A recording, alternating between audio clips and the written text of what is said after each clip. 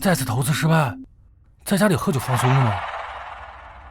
这给我干哪儿来了？什么？我传承民国时期苏家大少爷苏明了。爷爷和父亲是同盟元老，曾追随先总理闹革命，推翻清王朝，后下海经商成为商界巨富。上一世我为了赚钱啊，到处投资，结果每次都失败。这一世咱做个富二代也不错啊。人家晚清都来了，你还没起，干嘛呢你啊？臭小子，把衣服穿起来。爸，你这是干啥呢？我来说吧。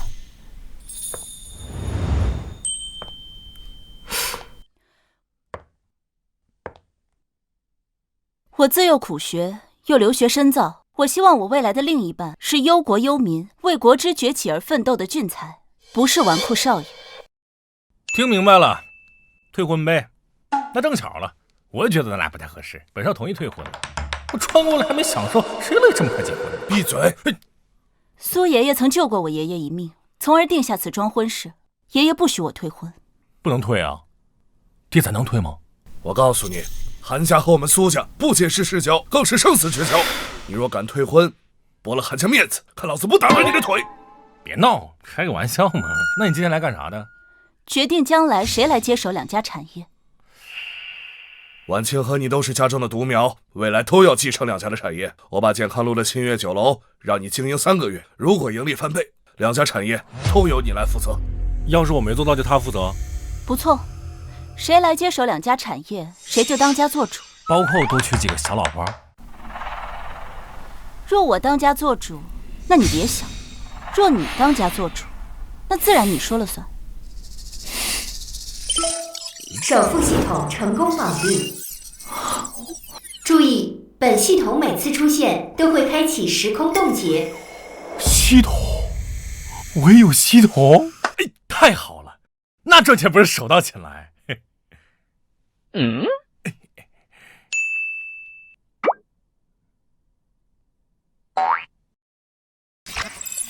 那你们看好，不就是翻倍吗？赚钱这一方面，我还是手到擒来的。系统发布主线任务，请宿主在15日内亏光新月酒楼账上3000大洋，完成任务获得100万现大洋奖励。亏钱？你不是首付系统吗？怎么还让我亏钱的呢？欲赚钱，必先会亏钱，此乃磨练之道。好，这是你说的。如果你输了，以后我管家。现在反悔还来不来得及？那你以后听我的。是不是3个月后我上交的钱翻倍就行？你可别想歪了啊！这3个月我停掉你一切开销用度，只给3000大洋经营酒楼。不是新月酒楼每月利润约100大洋，翻倍则是200大洋。3个月后你要拿出3600大洋才算赢。行，只要我不从家里拿钱，用其他方式挣的钱翻倍上交也行是吧？也罢，只要你不从家里拿钱，不借贷，凭自己的本事挣也行。好，这是你自己说的，你别反悔。我说的。不叫亏钱吗？随便买点啥东西就完了呗。请宿主注意，本系统有6项规则，若违规将视为任务失败。1. 公账资金只能投资。2. 不得赠与他人，不得做慈善。3. 购买个人资产不算投资。4. 员工薪水需与其匹配。5. 不得恶意扰乱市场价。6. 不得将此事告诉任何人。狗吸毒！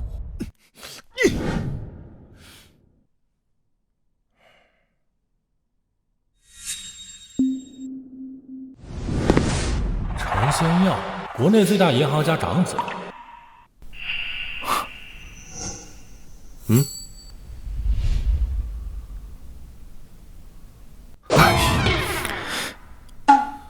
能与我握手言欢者，非年少俊彦不可。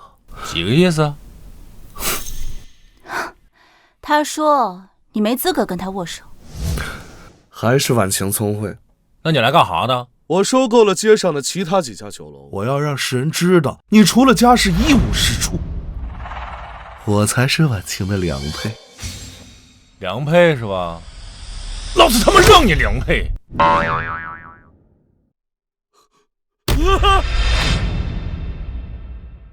老子他妈让降你2倍！你还打我2倍！我降你2倍！去你妈的！去！别打了，降你2倍！苏元，你敢打我？大帅都要对我礼让3分，我就打你了，咋的？陈家长金荣命脉，背后是洋人，不过韩苏2家是同盟元老，互有伯仲。呀，还他妈是个汉奸！我告诉你，老这辈最恨就是汉奸。你给我听好了啊，韩婉晴是我的女人，她就算再不喜欢本少，也得嫁给本少，明白吗？苏元，你要真有本事，你就和我赌一场。还赌？你够资格跟我赌吗你？1个月内，谁的利润高谁赢。我赢，你就和婉晴解除婚约。行，我要是赢了，你给我20万现大洋。苏云，本小姐就值20万大洋。你不是东西，怎么能跟我钱来衡量？20万现大洋给我娶多少个小老婆？怎么样，敢不敢？你就等着和婉晴解除婚约吧。婉晴，再等我1个月，我才是你的良配。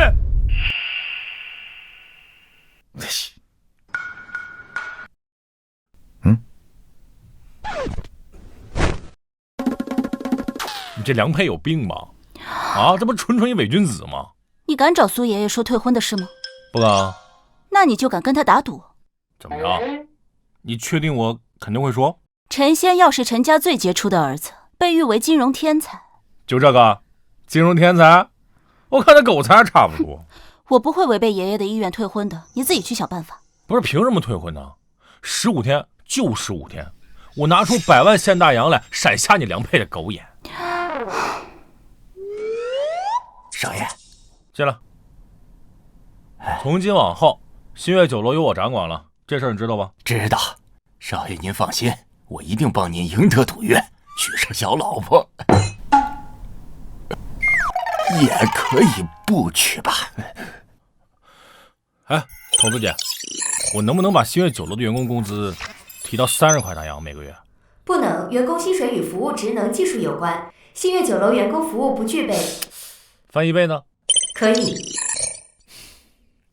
那个，我决定了，从今以后，新月酒楼员工薪水翻1倍。翻1倍？你疯了！你疯了！我要是疯了，以后你就得嫁给一个疯子。薪水翻1倍，意味着你要赚更多的钱才行，自己想好。还好有少奶奶，不然少爷就把家产败光了。我差这点钱吗？不再翻1倍吗？少爷，咱们酒楼呢，跑堂的2人，打杂的2人，帮厨3人，大厨2人，采购1人，还有我本人。如果薪水翻1倍的话，大概是66块大洋。但是咱们酒楼呢，净利润只剩下67块大洋了。本上差那点钱吗？啊，这事儿你别管啊。哦，对了，城内有没有印刷速度比较快的印刷厂？有，城东德江印刷厂印刷速度最快，但是人家只接大单的。少爷，你要干什么呀？当然是打广告了。广告不打出去，谁知道咱这是酒楼啊？还以为是青楼呢。你确定要去？酒楼经营讲究的是口碑，没口碑，光宣传只是在浪费钱。浪费钱就对了，我要的就是亏钱。懂什么你懂？本少做生意还不是手到擒来？怕我输是不是？你赢不了，这钱以后都是我的。我不想再被你拿去挥霍了。哎，那个苏少啊，听说你要把我这个印刷厂包下半个月。没错，开个价吧。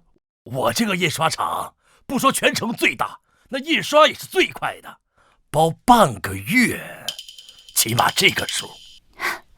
半月500现大洋，张老板，你是欺负我韩苏2家没人吗？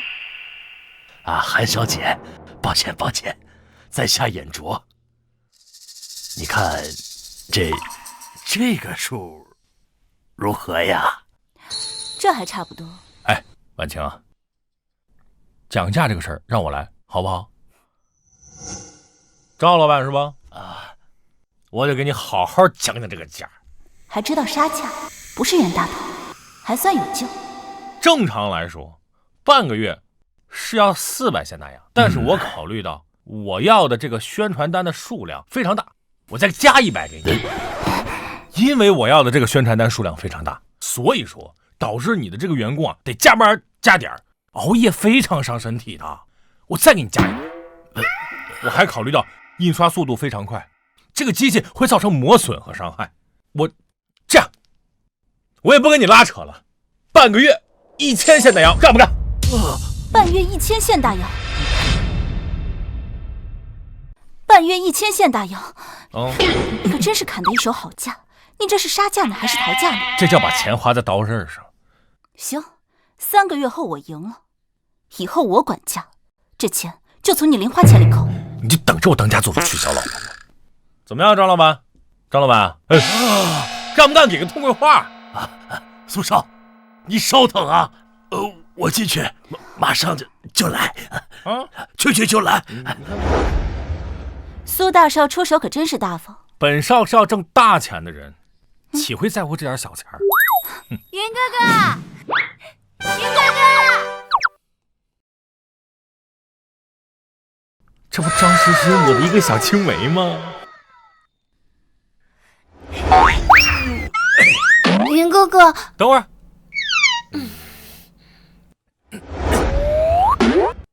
说吧，今晚的秦淮河畔有诗会，我们一起去看热闹吧。看热闹什么意思？有那时间不如哥哥给你展展姿势吧。展什么姿势啊？这方面的姿势吗？我累死了，不理你了。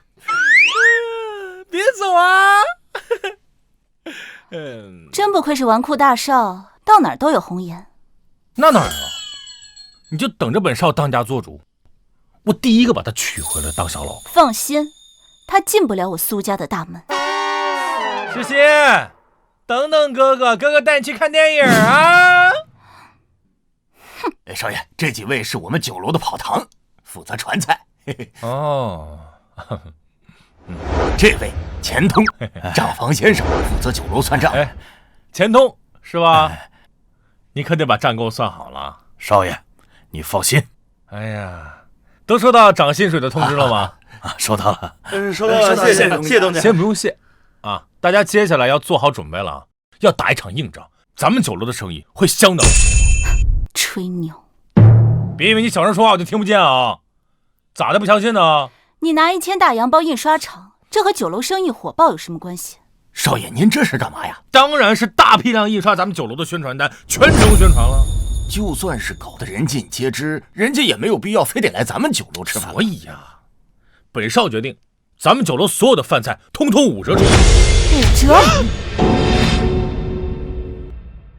？5折？5折？你是奔着亏钱去的？那5折那纯是赔本赚吆喝呀！酒楼的各项成本都占60%了，那5折出售肯定是赔钱。开门做生意，你得有人气才能赚钱吗？没有人，你赚谁钱去？本少可是算过的，酒楼地皮是苏家的，房子租金没了，净利润大概在38%到42%之间，5折妥妥的赔钱。少爷啊，那还不用说了，印刷厂的宣传单应该已经马上印好了。赵林，咱们酒楼大概应该还剩下2000大洋，这样你拿出600大洋招人，全城宣传。我要让金陵的老百姓在最快的时间都知道我们酒楼有5折的饭菜出售。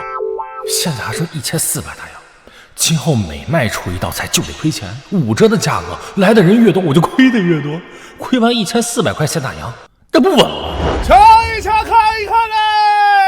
新月酒楼大促销，所有饭菜5折优惠！5折优惠啊！看一看，真的假的？来，给我一张，我看看。我也来张，我也来张。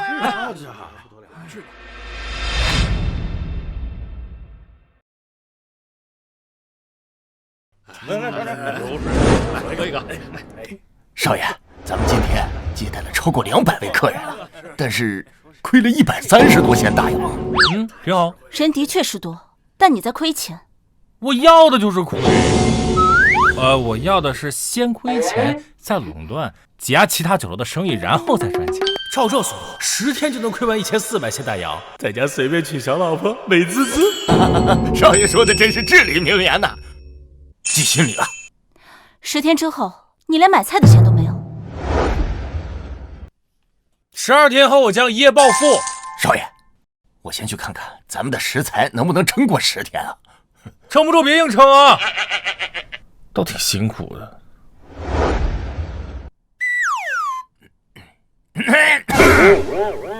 吃啥呢？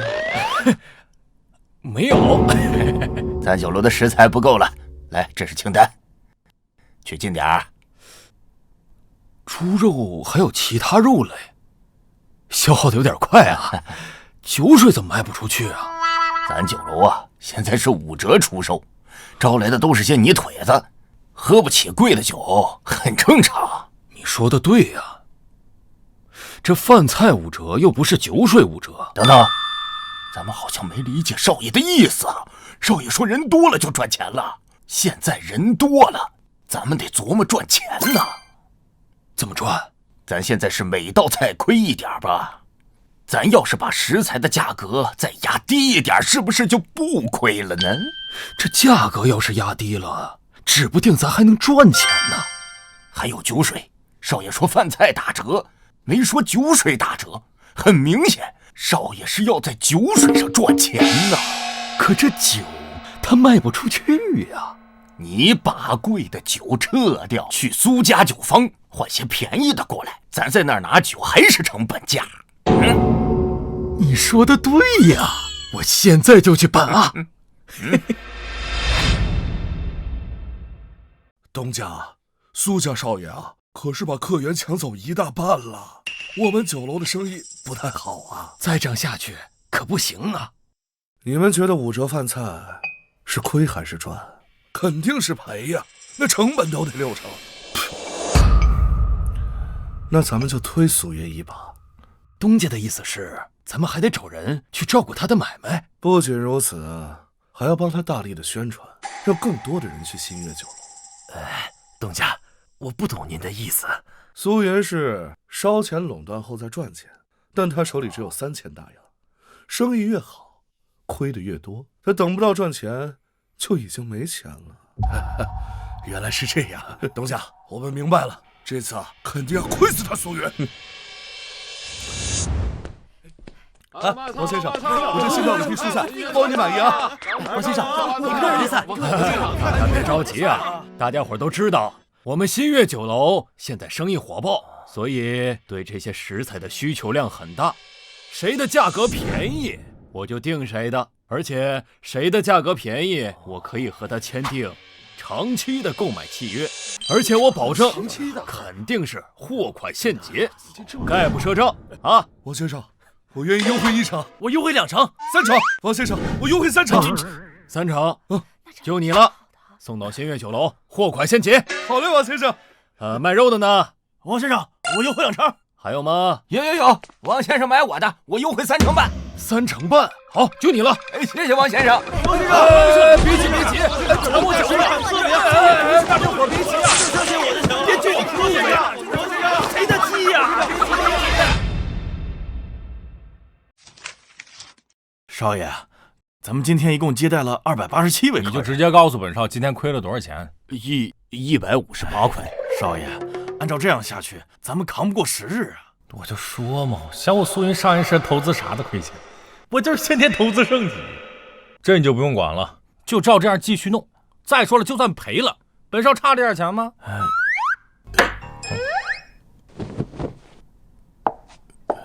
让开！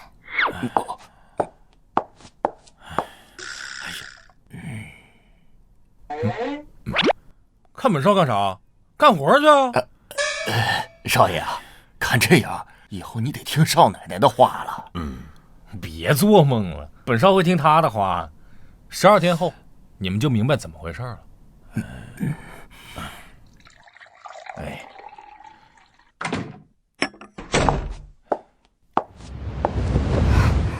小青，你这是怎么了？小云她惹你生气了？这年轻人嘛，多容忍一些。爷爷，我一定要嫁给那个苏云吗？想退婚？我告诉你，除非小云的爷爷亲自上门，否则退不了。可是那个苏云实在是太蠢了，为了吸引人，一天就亏了150多大洋。婉晴，小云这步棋走的是很高啊，高到赔本赚吆喝。婉晴，我知道你自视甚高，但这次你输了。是他要输。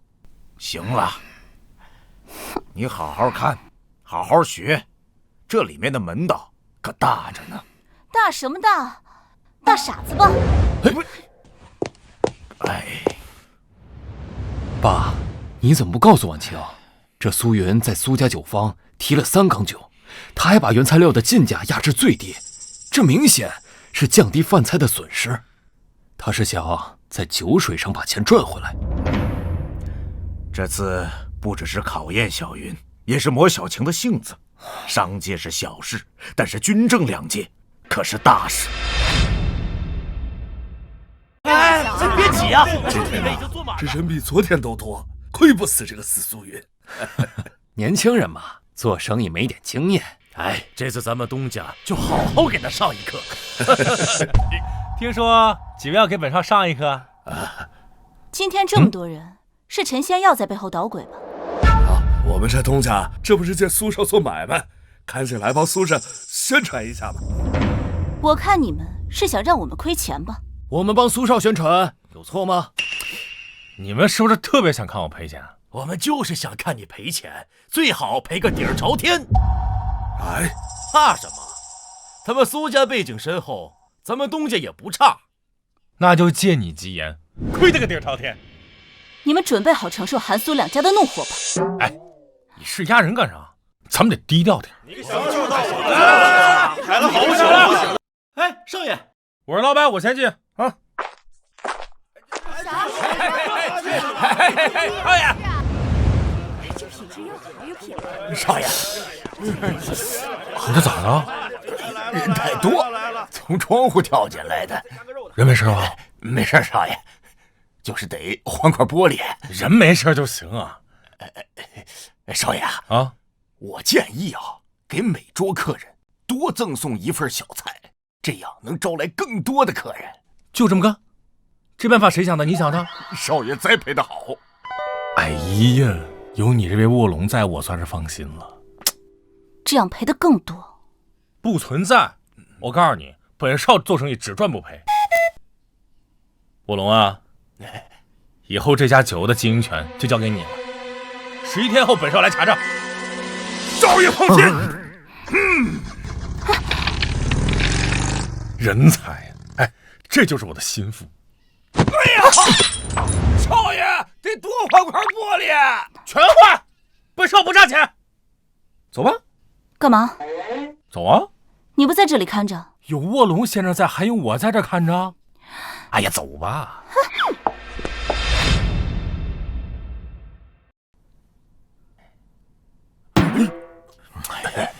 少爷跟少奶奶呢？他俩呀，上午就走了。少爷说了啊，让咱们好好干。11天后他来查账，让咱们别去烦他。你这头……哎呀，没事儿。那个，你想着点啊，买2块玻璃啊。今天情况如何呀？我刚刚清算了，昨天进的3缸酒，今天都卖空了。要说盈利，酒水是关键，就得多备点儿。营收情况如何呀？咱们今天前后啊，共接待了462位客人。说重点呢，咱们的饭菜盈利46块2毛钱，饭菜都盈利了呀！咱每道菜啊5折出售，每道菜他亏的不多。但是王清呢，他给蔬菜价格压低了30%，又给肉价压低了3成半之后，咱们扭亏为盈。每道菜赚的不多，薄利多销嘛。薄利多销挺好啊，但是酒水才是咱们的大头。酒楼给所有酒水一换掉之后啊，今日酒水大卖。利润是多少？咱们今天3缸酒的总利润为234块，现大洋。你没算错呀！来，自己瞅瞅啊！哎呦，这让少爷说着了，人气上来之后啊，这赚钱手拿把掐的事儿。你说的对呀，还是少爷高明啊！他肯定之前就知道这酒水能挣钱，要不为什么之前这菜饭打5折，而不是酒水打5折呀？对，少爷高，我就说少爷有天赋。咱们呢，就等着看吧。11天以后，咱给他个惊喜。你跟陈仙要打赌的事自己解决，你跟婉清的婚事绝对退不了，除非你韩爷爷亲自来。你们几个老家伙商量好了吗？我知道你看不惯小云纨绔。苏伯父，小云是被养废了，从今以后，韩家和苏家都交到你的手里。等会儿，什么意思啊？还带反悔的？你手里还有钱吗？3个月的盈利翻倍，现在手中没钱了吧？这他确实没钱了。你叫他来的啊？我叫他来的，他还欠我20万大洋没给呢。按照赌约，应该是你和婉清退婚。我输了吗？我输了我再退啊，我不没输吗？闭嘴！输了就输了，不要丢我们苏家颜面。还是苏家主通情达理，但是我们也不会对不起韩家。苏伯父什么意思呀？我不会找苏家退婚，你有本事就让我爷爷来苏家退婚。你们能不能让人说话？你们凭啥说我输了？近半月以来，我的酒楼净利润达500大洋，而你一直在赔钱。输就输，婚约不是他说退就退的，别让我跟着你一起丢人。哎，你这娘们儿，谁让你跟我一起丢脸了？我说他能赢，他就是能赢。行了，男人要输得起。我虽然没有过多关注，我也知道你的饭菜5折出售，连本都回不来。哎，你爹都认输了，你还强撑什么？既然你们都不相信，等我5分钟，我让你们到底看看是谁赢了。5分钟你就能逆风翻盘不成？5分钟之后我晃瞎你狗眼，5分钟后我将获得100万奖励。少爷，重大好消息！不还有几分钟吗？难道系统觉得我铁定完成任务提前结算了？说，让他们知道到底谁输了。我看你们怎么翻盘。我们计算过了，这10来天的盈利赚了5200多大洋。听没听见？净利润5200大洋啊！你没说错，赚了5000多大洋。不可能，你们5折出售，怎么可能赚钱？赵林，说到底怎么回事？他妈的，谁背死老子是谁呀？少爷，这个数字我们反复核对过，没错呀。赵林啊，让王庆给食材压低价格，又给酒店的酒水全换掉，我们靠酒水盈利。酒水盈利？酒水盈利？我们苏家的勾兑酒？是啊，老爷。就是咱们自家酒房的上层勾兑酒。原来我觉得你小子不行，现在看来给老子一个惊喜啊！都是少爷教得好，要不然我们怎么能赚这么多钱呢？好啊，非常好啊！少爷，你不用这么激动的夸我，这都是我应该做的。大有夸不死你！子贤呀，你就赚了几百大洋，就敢来我们苏府耀武扬威，谁给你的底气啊？拿过来！假账！你们一定做了假账！做假账会被罚多少？你不知道吗？苏云，你别太得意，你只是小赢了一局。干什么？来，你过来，我跟你说两句话。去你的吧！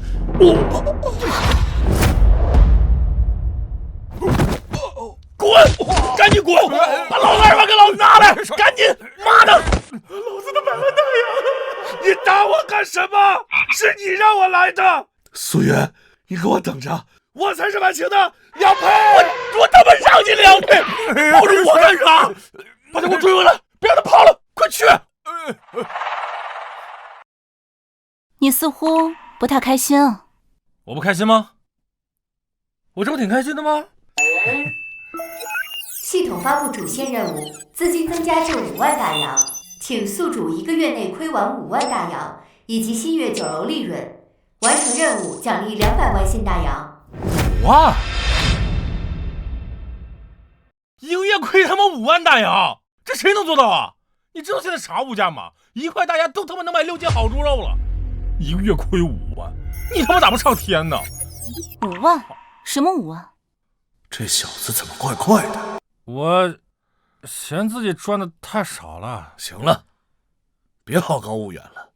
宿主，上次任务若非赵灵被刺已经完成了，1月5万是本系统计算过的，只要你稍稍努力就做到了。有道理，要不是赵灵被刺，我就100万到手，这次好歹赢下赌约就能取消了。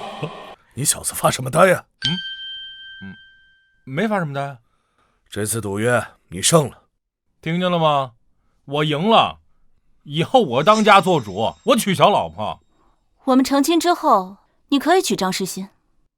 娶张诗欣哪够啊？我得娶6个，我夹着你，一猪不带重样的。不行，只有张诗欣。玩赖啊！咱们都说好了吗？一个赌约只能娶1个小老婆，若想多娶，那就继续赌啊！3个月赚5万大洋。爹，你看他玩赖。哎，对，还要加上一条，咱们新月酒楼的利润不能算作赌金。来，走，咱俩验血去。验什么血？那哪有坑自己儿子的？你是不是亲爹啊？给自己儿子上强度。若不答应，就只能娶张诗欣1个小老婆。你等着啊，等我拿200万大洋奖励，我拍5万在你面前，我再和你继续赌。行，你等着，不就5万大洋吗？3个月以后我就把钱拍你这儿。拦住了吧！拦住了，少爷，拦住了！拦住了！哎呦！今天本少请诸位老板前来呢，是因为有一事相商。莫非苏少想转卖新月酒楼？新月酒楼不会转让。是这样，本少知道，诸位老板的酒楼都位于黄河路、建业路、玄武路和京东路4条人流量最多的大街，所以苏少想说什么？本少想以2000大洋的价格收购各位老板手中的酒楼。2000少点啊！是。我出3000，我以3000现大洋一家的价格收购。陈仙药，你什么意思？婉清，苏银不是你的良配。哎呀，想撬本少墙角的时候，先掂量掂量自己有没有这实力啊！我陈家不比你苏家差，家世对我没用。哼，陈仙药，你走吧，我不想看到你。婉清，我才是你的良配。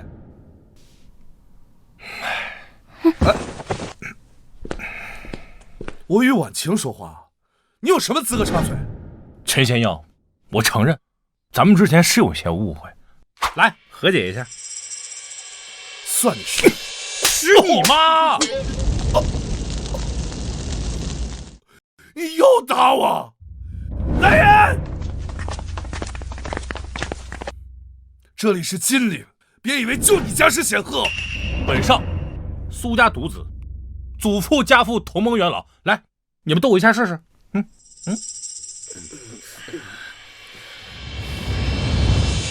给我打！出了事儿我担着。打吧，打了这次，18年后你们又是一条好汉。来吧，各位好汉！你们这群混蛋，怕什么？少爷，您不怕，小人怕呀。少爷，您不怕，您可亲自动手啊！废物！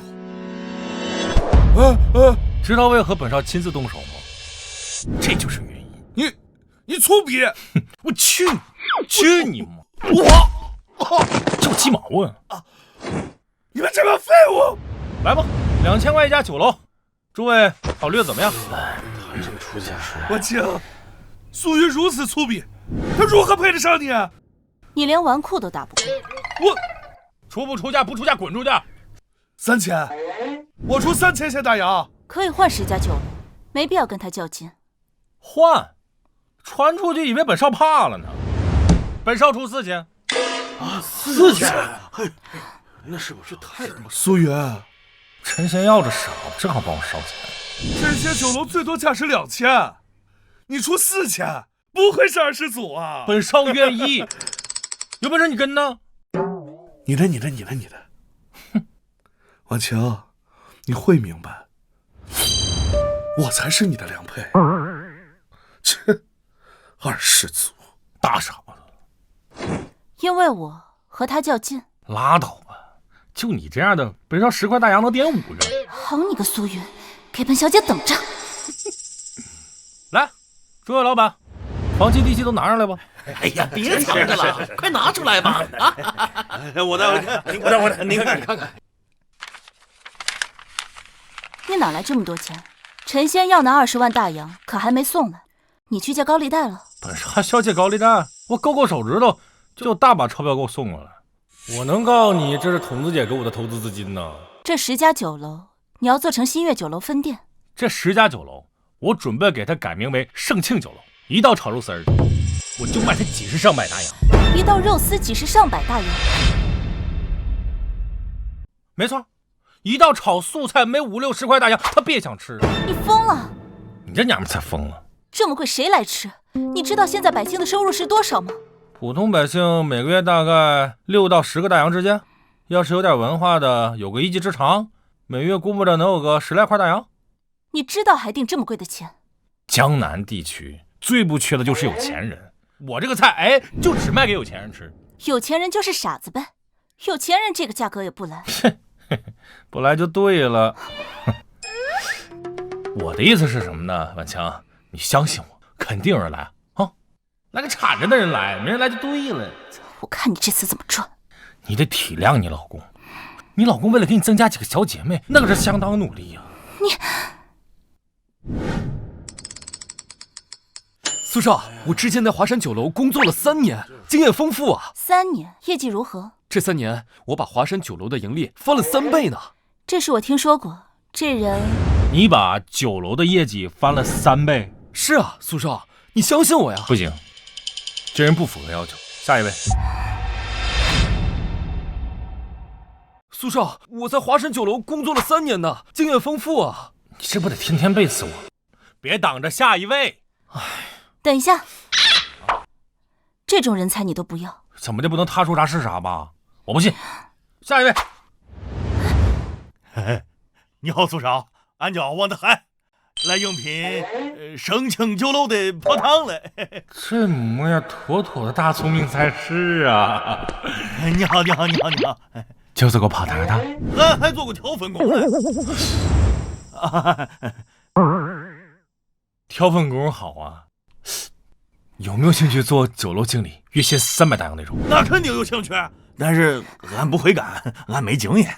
我要的就是你没经验啊！从现在开始，我宣布你通过面试了，准备上任我们酒楼的经理。你让他上任酒楼经理，你钱多烧得慌。兄弟体格多好啊，还挑过大粪。我告诉你，就这种人才，你上哪儿都不好找。我看你还要做出多少荒唐的事。那你可听好，从现在开始，我们盛庆酒楼收入门费每人100现大洋，入门费100现大洋。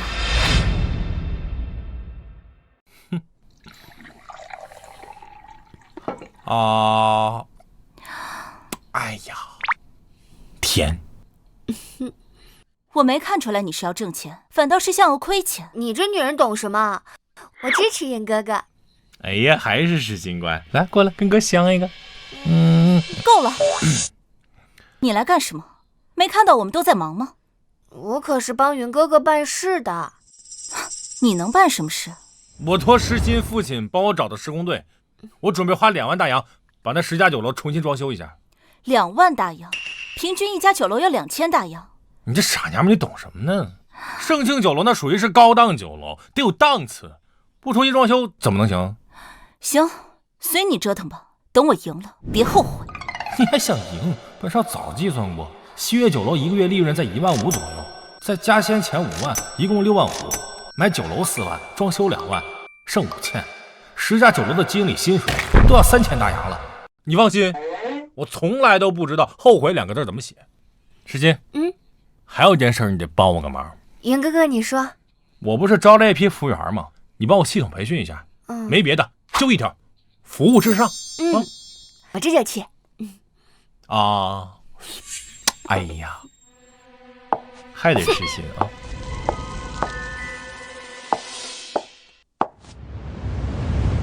来，云哥哥，张嘴。你嘴咬舌头上了。快来瞧一瞧，看一看啊！盛庆酒楼将在18日后完成装修开业。过来看看，瞧一瞧，看一看了啊！一盘炒肉丝要80块大洋，你们这是在抢啊！大哥，这么贵的饭菜，迟早得倒闭。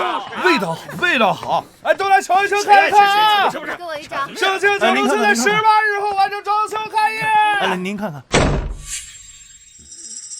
东家，这苏云啊是昏了头了，定这么高的价钱。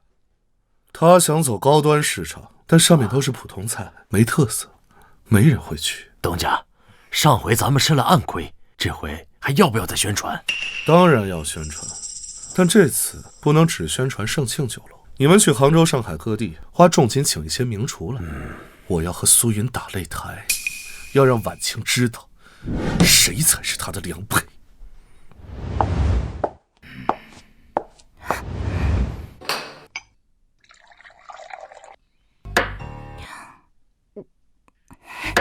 小晴，你这怎么了呀？爷爷，苏云根本就不是做生意的那块料。怎么了？我就没见过他这样的天价饭菜。每个人的生意经不一样，正常。生意经？我看他是败家经。忘记上次的事了？你是不是我亲爷爷啊？我不和你说了。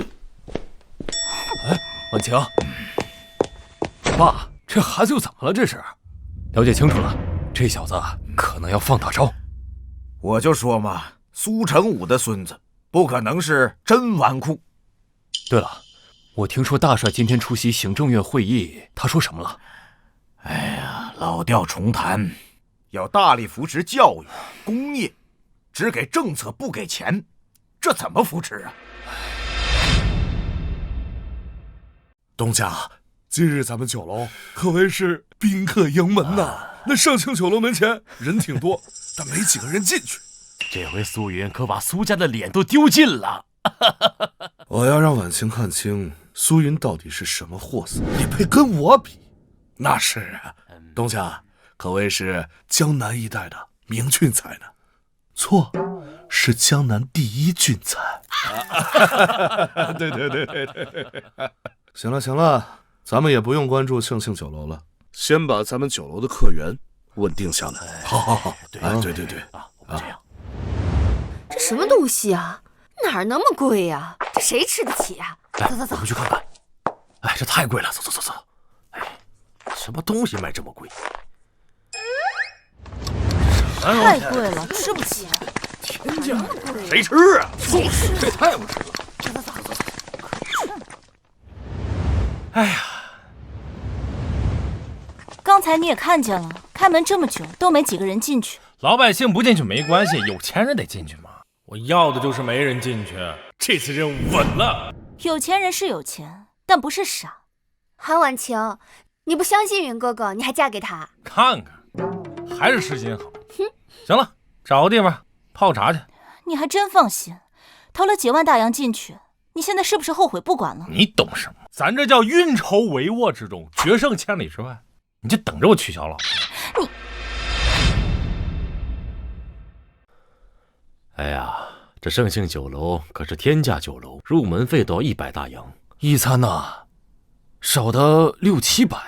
今天房老板要破费了。张老板，我们何必花这冤枉钱？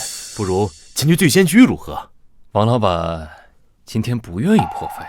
张老板，这不是钱的事儿。如果王老板连这几百大洋你都不愿意，那就别谈了。哎，张老板，你这是何意呀？敢问王老板，你是没有这几百大洋，还是不愿意啊？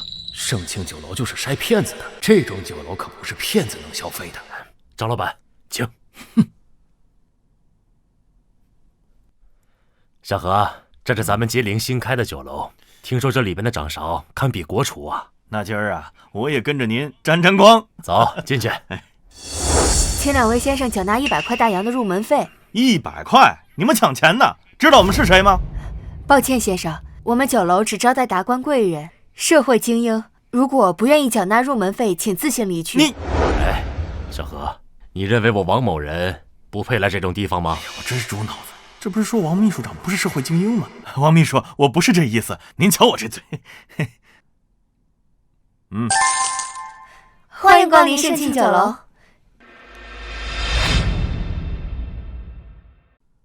少爷，今日10家盛庆酒楼总共接待了38位客人，总营业额8000大洋。第一天开业才38人，我估计还是因为好奇。再过2天，怕是1个人都不会有。1个人都不可能！我告诉你，生意只会越来越好。指不定每天弄个几万营业额呢。没人就对了，这次没人来，我看谁还能被伺候。入门费要100大洋，要包厢还要再掏200大洋，他们不是傻子。在有钱人眼里，钱就是个数字，人家吃的根本就不是饭，是身份，是地位，是服务，这些你不懂。懒得和你说。3日后，教育部总长朱家骅会在玄武湖别院举行慈善晚宴。慈善晚宴跟我啥关系啊？我不去啊，我有这功夫，我不如研究研究中秋活动。金陵有头有脸的人都会来，父亲让我和你一起去。明天我带你去上海，重新订2身合体的西装。为啥去上海订啊？咱金陵没有吗？不列颠服装大师西奥尔最近来上海，目前在租界内，他不来金陵。多大点事儿？行，那明儿去呗。当我说好啊，这钱你出，我钱都有用。这段时间以来，你满金陵宣传盛庆酒楼，金陵周边贴满了宣传单，如今却变成了一个笑话。到时候我们会颜面尽失，你自己做好心理准备吧。颜面尽失，下个星期我就一夜暴富，到时候看谁敢笑我。少爷，没人敢笑话你。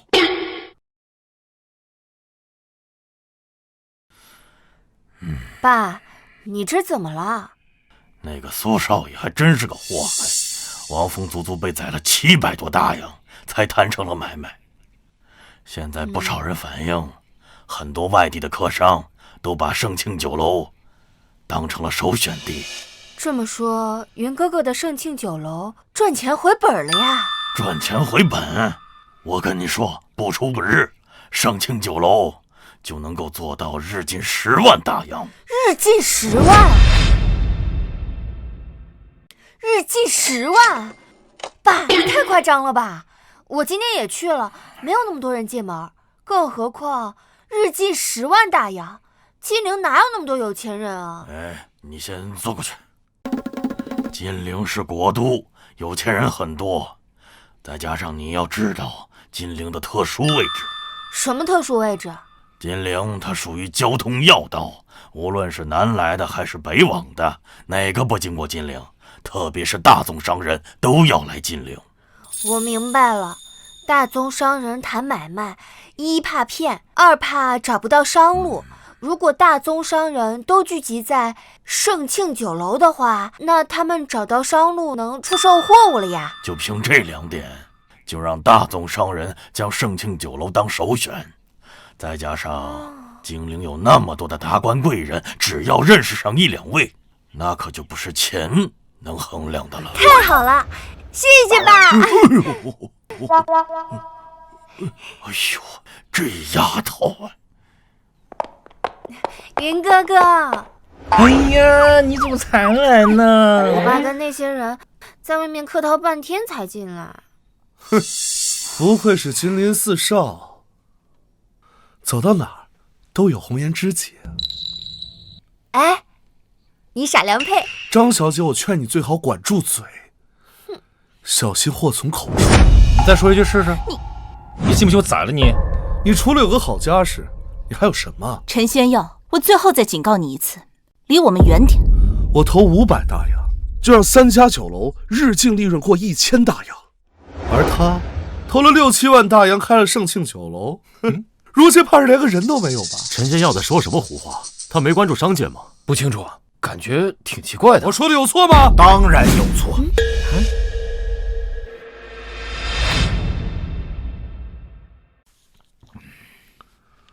日净利润过1000，很值得骄傲吗？我自然不敢跟韩爷爷比肩，但自认为比某些二世祖要强。石鑫刚才真没说错呀，你真是个伪君子。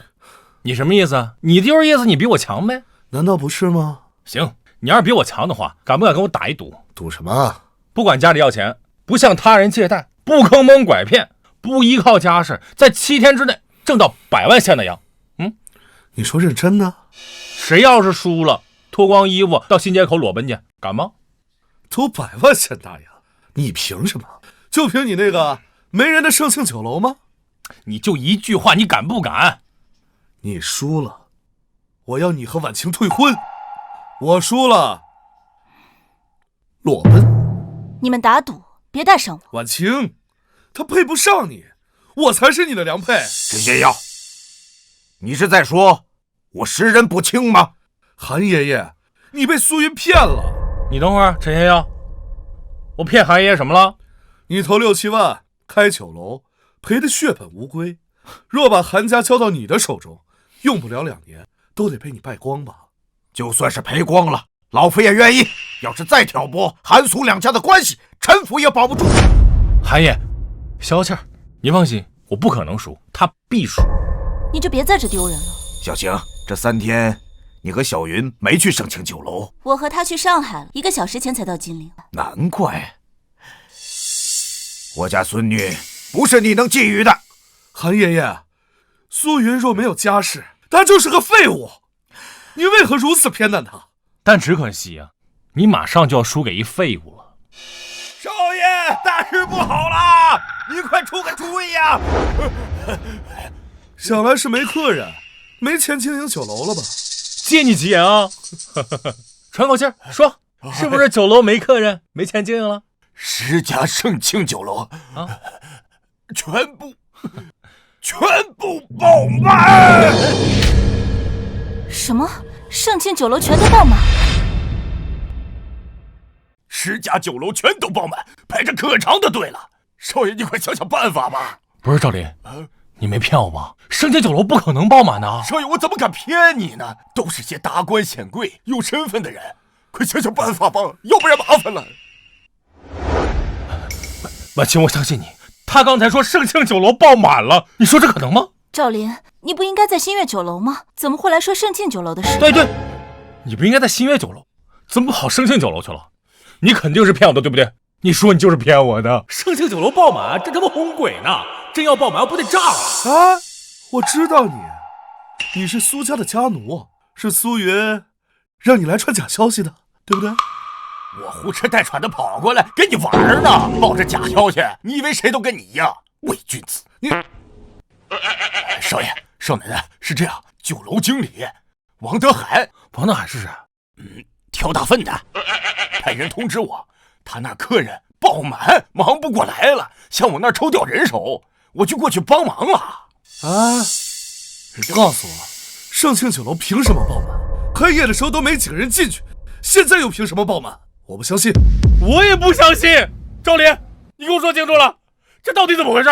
您要不信，和我去看看。我必须得去看看。老天爷，你别玩我！是谁占老子座了？让他给老子滚出来！知道老子是谁吗？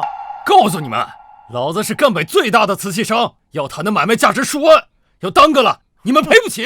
就是，还不快让我们进去！让我们进去！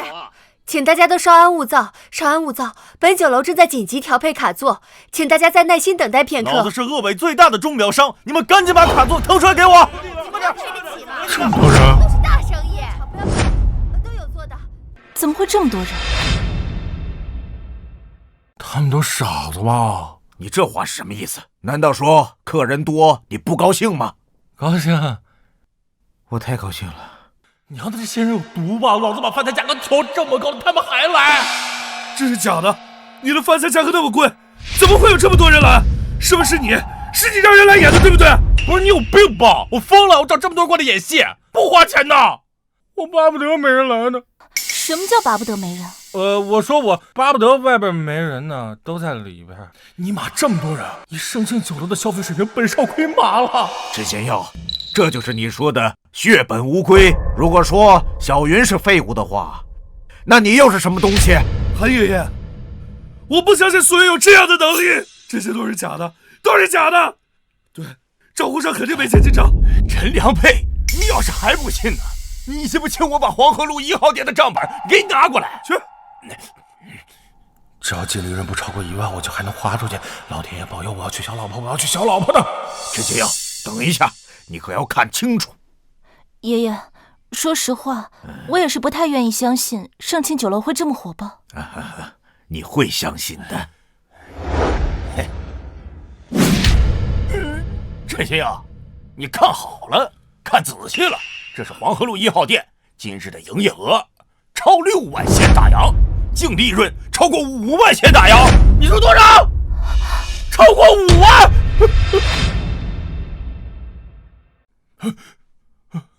不可能啊！少爷，若不是我们要缴营业税啊，奔6万了。这是我黄河路的1号店，这机灵人就有我。就这，我还没算里面吃着饭没结账的，外面排着队没吃上饭的，其他9家店和这儿的情况应该是一模一样。我算了一下啊，今天黄河路1号营业额应该奔7万去了，净利润得6万。咱们一共10家酒楼，60万。你别算了，北少，求你别算了。60万又能怎么样？这不是我的钱，系统不给我用啊！我的200万现大洋，我的小老婆。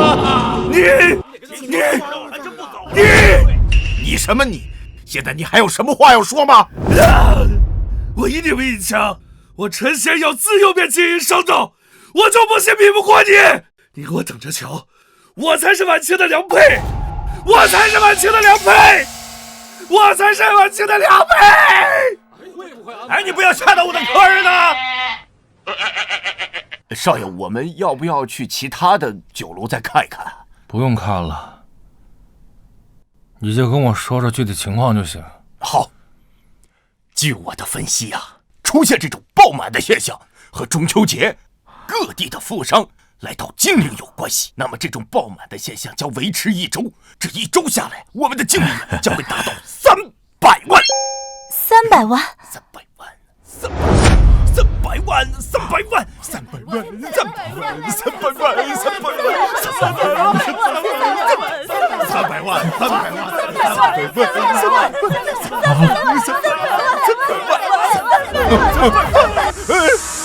少爷！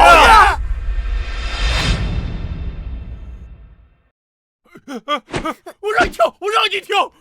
云哥哥，你终于醒了，可吓死我了！我这怎么了？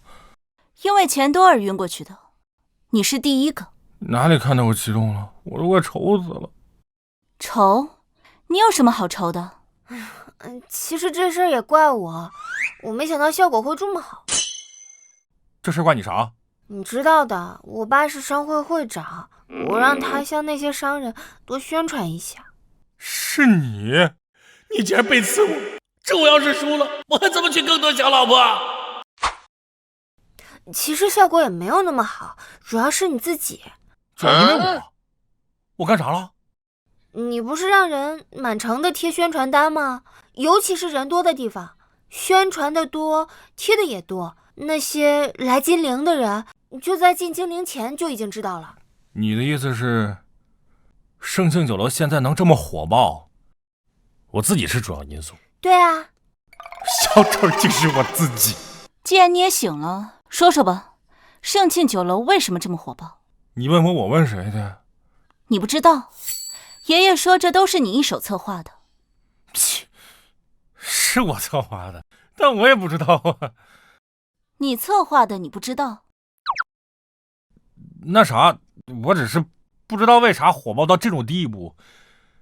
我想过它会火，想过。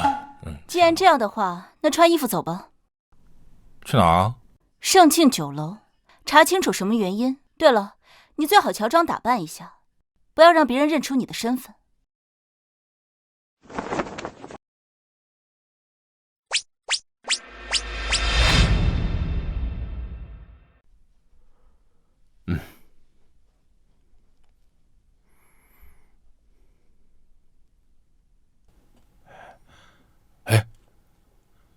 去问他。走。来好啊！两位也是做粮食买卖的，先说好啊，餐饭钱各出1半，如果不愿意，那买卖也不要谈啊。是这个样子的，我想问个事啊。小兄弟想问什么事儿？你说盛庆酒楼的饭菜如此昂贵，为什么还有这么多人趋之若鹜的前来？关你衣着也非寻常人家，怎会不知啊？哎呀，这说起来就惭愧了呢。家中老父筹谋，在下玩过了。哦，也是富贵人家，想来小兄弟也听闻在外情商被骗之事了。略有耳闻呢。哎，在外做买卖，稍有不慎便会被骗定金，那数额就是上万。再说时间，像这粮食，南方多雨，长时间存放，一旦发霉，那损失就大了。啊，这时代混乱，战争频繁，治安也乱，骗子一堆呀。啊，说的有道理啊。除了骗子，还有一些着急出货的商人。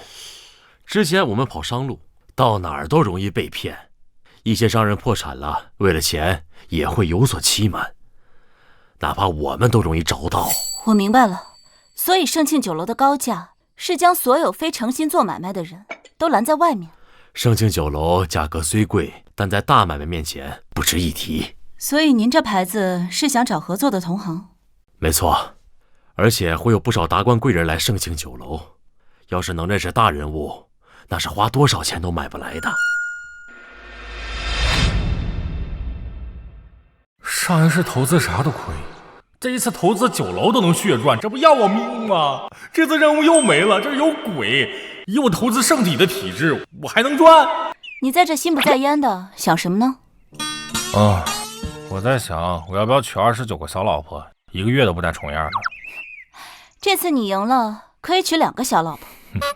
系统下次任务肯定亏得更多，我必须得憋个大招才行。敢不敢再赌？赌，当然赌了。本大招至少得娶6个小老婆呀。敢不敢赌把大的？啥意思？3个月后，你要是能拿出500万大洋，我就允许你娶6个小老婆；拿不出来，一个也不许娶。不带这么玩的，直接翻100倍啊！这谁能行？盛庆酒楼这么火爆，这月有300万利润，还怕剩下3月凑不齐200万吗？我再想想，一桶子尿性，下次奖励肯定更多。我吸取教训，下次肯定能完成，500万就不是事儿了。如何？答不答应？干！但我说好了，这可是你说的，我这次要是赢了，我直接娶6个小老婆。自然哦。还有一件事，苏伯父让你去教育部找朱总长捐款。捐款？为啥？昨晚我们提前走了，这是朱总长举办的晚宴，我们得给面子。不行，我的钱不能捐。没让你捐，苏韩2家出这笔钱。行吧，我去一趟教育。对呀，投资教育啊，教育可是吞金兽啊，枸杞桶能有多少钱填这个窟窿？哎，你干嘛？我决定了，我要投资教育。教育？教育？你确定要投资教育？对，投资教育，3个月后保证捞到500万。以我对世界各国的了解，投资教育从来不赚钱，而是亏钱。亏钱就对了，他要不亏钱，我还不投资呢。谁说的？那是你见识少。学校都是政府指定，除非你想开私立学校，只收有钱人。我就只收普通老百姓。上学得交学费吧？上学得吃饭吧？都是钱啊。那你有没有想过，学校的老师要收薪水，而且薪水非常高。像国外的名师，他们的薪水换为大洋就是上千啊。啊？你说国外名师每月薪水上千，还有啥？粮食水电要加上，还有学校维护，这些都要钱。还有没有？学校不需要建设吗？黑板、粉笔、课桌不需要买吗？最贵的就是实验器材，这些东西全都要从国外买。从国外买好啊，从国外买贵呀。你贵，它质量也好啊，明白吧？那啥，你继续啊。这些只是部分。如果你要是投资教育，3个月后连5000大洋都拿不出。真的？那可说定了，就投资教育，谁也别拦我。备车，我找卧龙。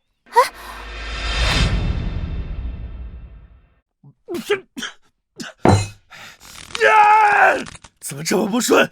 他凭什么火爆？凭什么火爆？这不可能！父亲，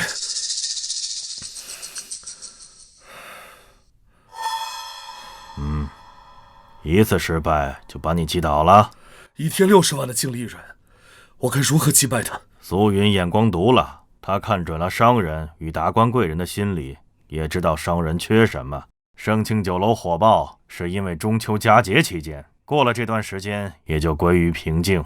可即便如此，他一天的净利润也得10万大洋。那你就仿照他的经营模式。可如此会不会？你记住，商人只有利益，你因一个女人如此，太让我失望了。只要你有足够的权势，哪怕是韩家的千金，也得跪在你面前。父亲，我陈家在金融界有非凡的影响力，声誉遍布欧美各国。你要让我陈家在政坛影响力更大，还请父亲教我。第一，办一个比苏云更好的酒楼出来；第二，筹备一所外国语学校。我动用陈家影响力帮你宣传。你要结交政坛大佬的后代，这些人将会是你迈入政坛的资本。我知道怎么做了。去吧，记住，不要被一个女人牵着鼻子走。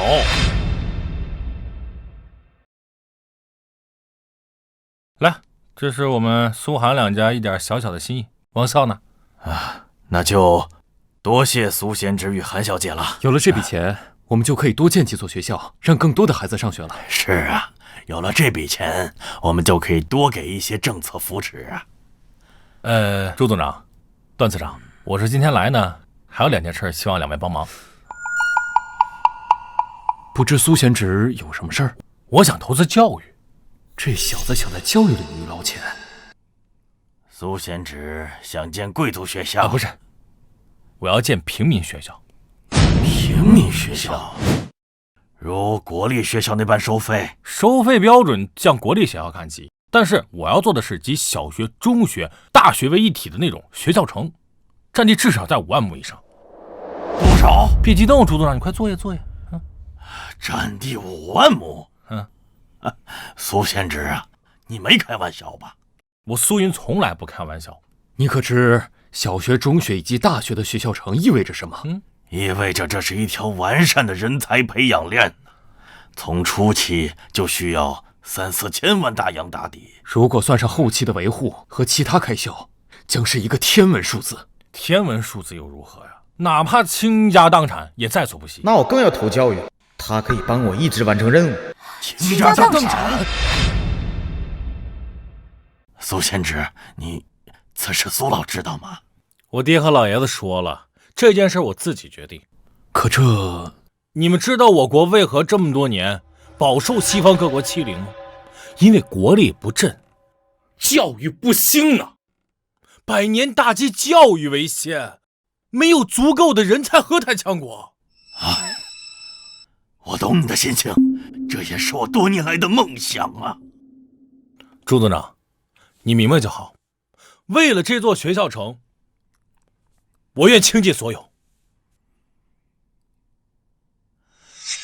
哎呀，国家有此栋梁，何愁不兴啊？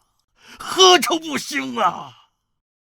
朱总长，坐下说，坐下说啊。朱总长，我还有件事想请你帮忙了，帮我在国外招募各科类老师，有名气的一定得想办法给我挖过来。如今西方经济大萧条，各行失业率很高，老师不难招募，而且国内确实也缺老师，只是从国外招募需要的钱多，而且他们不懂汉语，这沟通也是个问题。不会汉语就配翻译，你放心，只要能用钱解决，都不是问题。果然慧眼如炬，这么大一个吞金兽在这里，什么任务完不成啊？好，既然你都这么说了，那这些事儿我们就和外交部联手，帮你把老师招募到。另外，你要修学校就需要土地和施工队是吧？我们让内政部帮你找土地和施工队。城东的那片土地5万亩差不多了，土地帮我联系那块就成。施工队倒是需要帮我多找几支，越多越好。你当真要倾家荡产投资教育，不后悔？本少什么时候后悔过？我就想用教育烧钱，关键只有完成任务拿到钱，我才能当家做主，娶更多小老婆。你这娘们笑啥呢？3个月后你输定了。韩婉清，你这小娘逼高兴啥？有教育亏才完成任务，那不分分钟的事儿。韩婉清，你不许笑啊！你笑我不习惯。你还笑？你给我站出去！大帅，你只要告诉我，苏云真是这么说的，千真万确啊！他说为振兴教育，倾家荡产也在所不惜呀。教育，扶持教育这件事，各地都是做做样子，还得是元老后代，这才是自己人。只是苏云的梦想是好，但这笔投入绝非小数目，韩苏两家怕是支撑不住啊。韩苏两家实业居多吧，手里没那么多现金。卑职就是此意。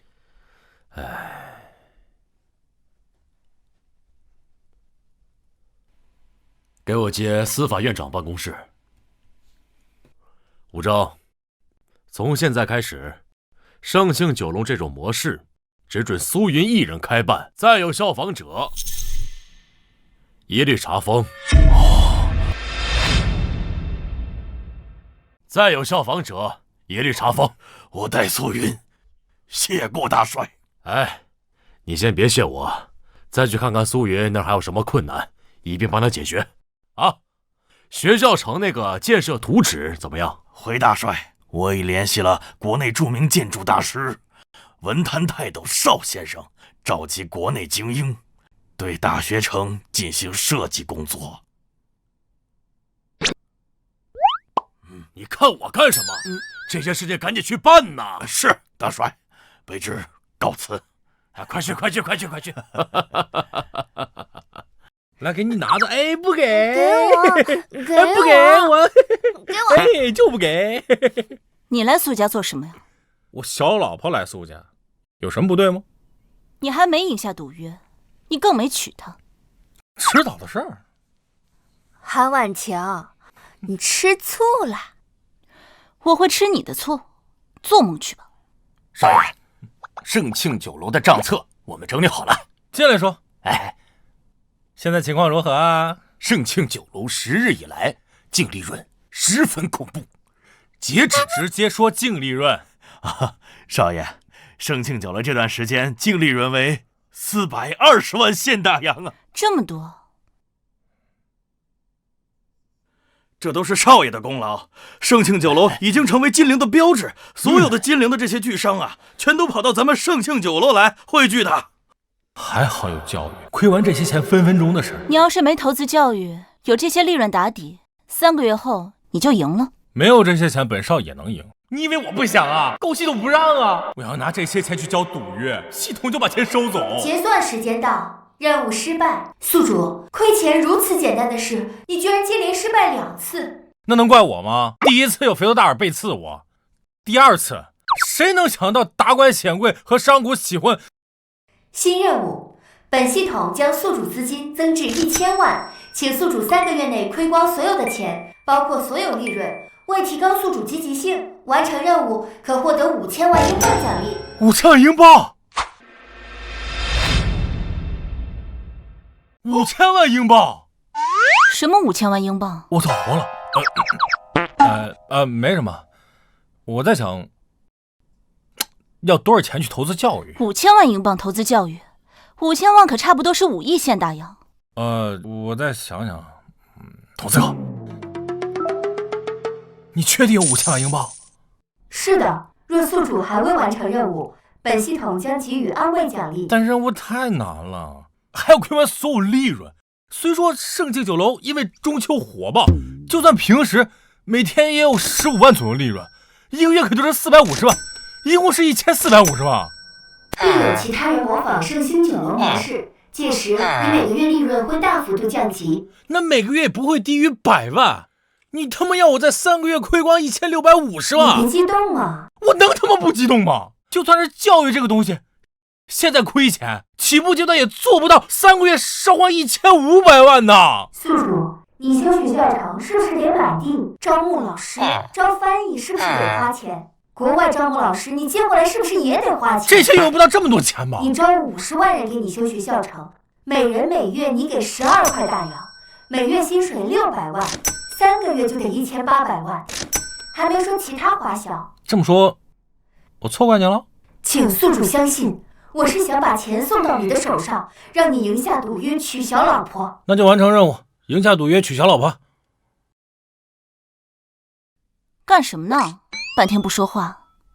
我决定了，招募50万人修建学校城。50万？啊？50万？啊！你真疯了！你才疯了，本上好着呢。云哥哥，干嘛招募这么多人修建学校城？现在9月份了，过完年后，2月份各地学校就要开学，我要在2月份开学。你知道50万人修学校城是什么概念吗？就算每月每人只发6块大洋，那每个月也是300万大洋的薪水支出啊！6块这怎么行？本少是有钱人，怎么着也得12块大洋。 50万人修建学校城，连建筑材料都是一大笔费用。消耗大就对了，我要的就是消耗大。而且50万人修建学校城，人太多了，10万就够了。我要在过年前让部分学生入校，我们只有几个月时间，人少了不行。行，你自己决定吧。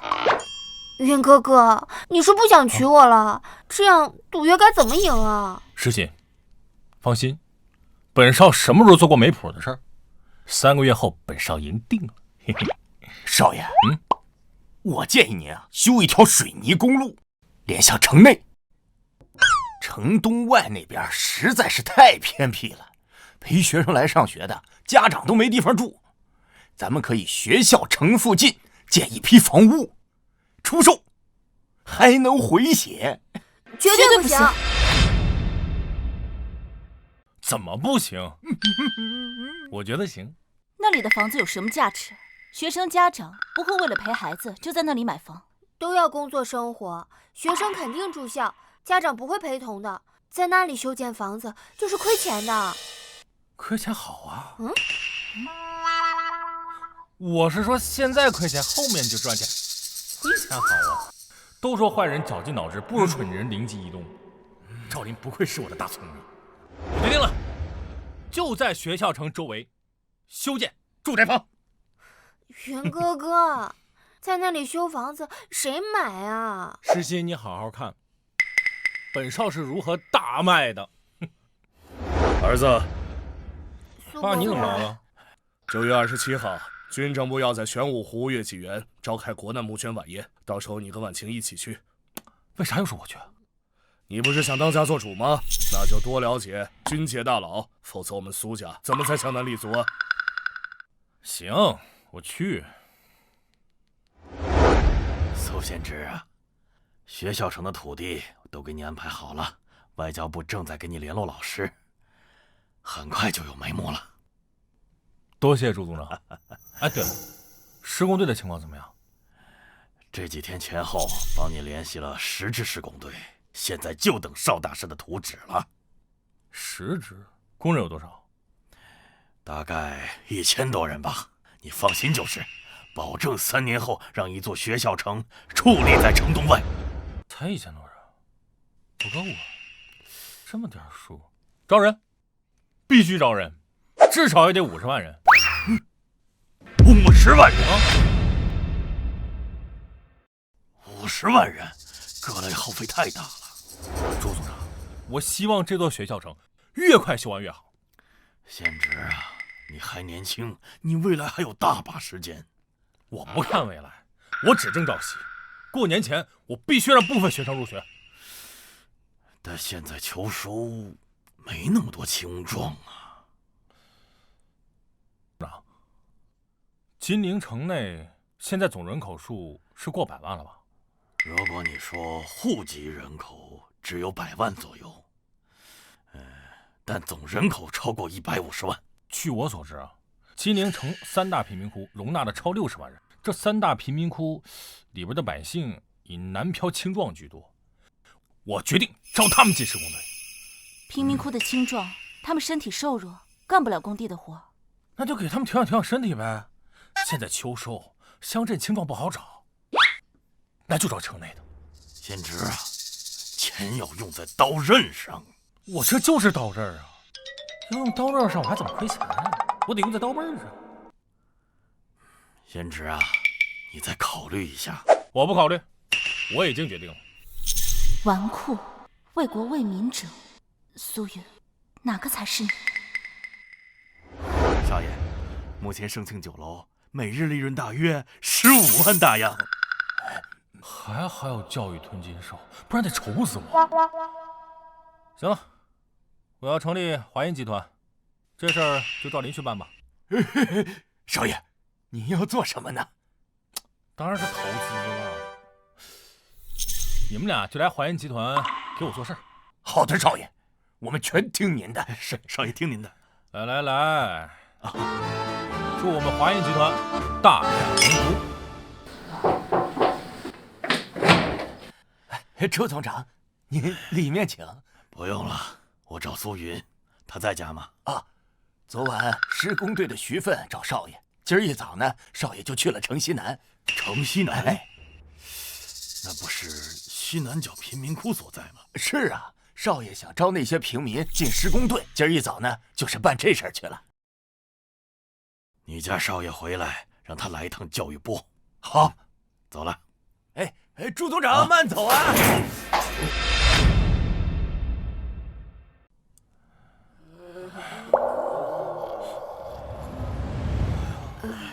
当褪去浮华，这才是民国普罗大众真实的生活，在烂泥中求生存。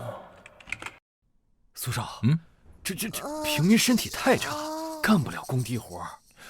身体差就给他们补身体，我就不信顿顿白米饭、猪肉牛肉骨头汤，他身体能差了？哎呀，这开销太大，咱按50万人算，这每天呢得2万大洋。本少的酒楼每天收入至少15万大洋，2万我花不起。一天2万，3个月就得进200万，这次让我看你怎么都稳了。咱没必要浪费钱，不是？你叫徐奋是吧？对，本少最近成立了华银集团，怎么样？有没有兴趣加入哦？华银集团？本少还打算成立一个华银建筑公司。这样，你来担任总经理，每月底薪500，修一栋楼，我再给你推成，怎么样？要是能帮上韩苏两家，以后我在金陵岂不可以横着走？苏少，这活我接了。行，那你就着手招人的事儿吧。记住啊，残疾的给我招进来，我给他治，在咱们这儿医疗都保障。这么好？你生孩子都给你报。苏少说了啊，入华银建筑公司者，公司啊包吃包住，月薪呐12块大洋。还有12块大洋呢。体弱啊，身体有疾者，由公司负责调养。女性可以应聘厨师、采购员等职位。大家赶紧报名吧！我也能找着工作了，我报名。1个月12块大洋，还包吃包住，那不会是骗人的吧？是，可别又是打着月薪12块大洋，最后到处扣，到手只有2、3块大洋嘛。就是啊，是骗人的。你们可以不相信苏少，难道你们还不相信苏成武苏老吗？他可是革命元老。我去，我也去，我当年厨师，加我一个。排队啊！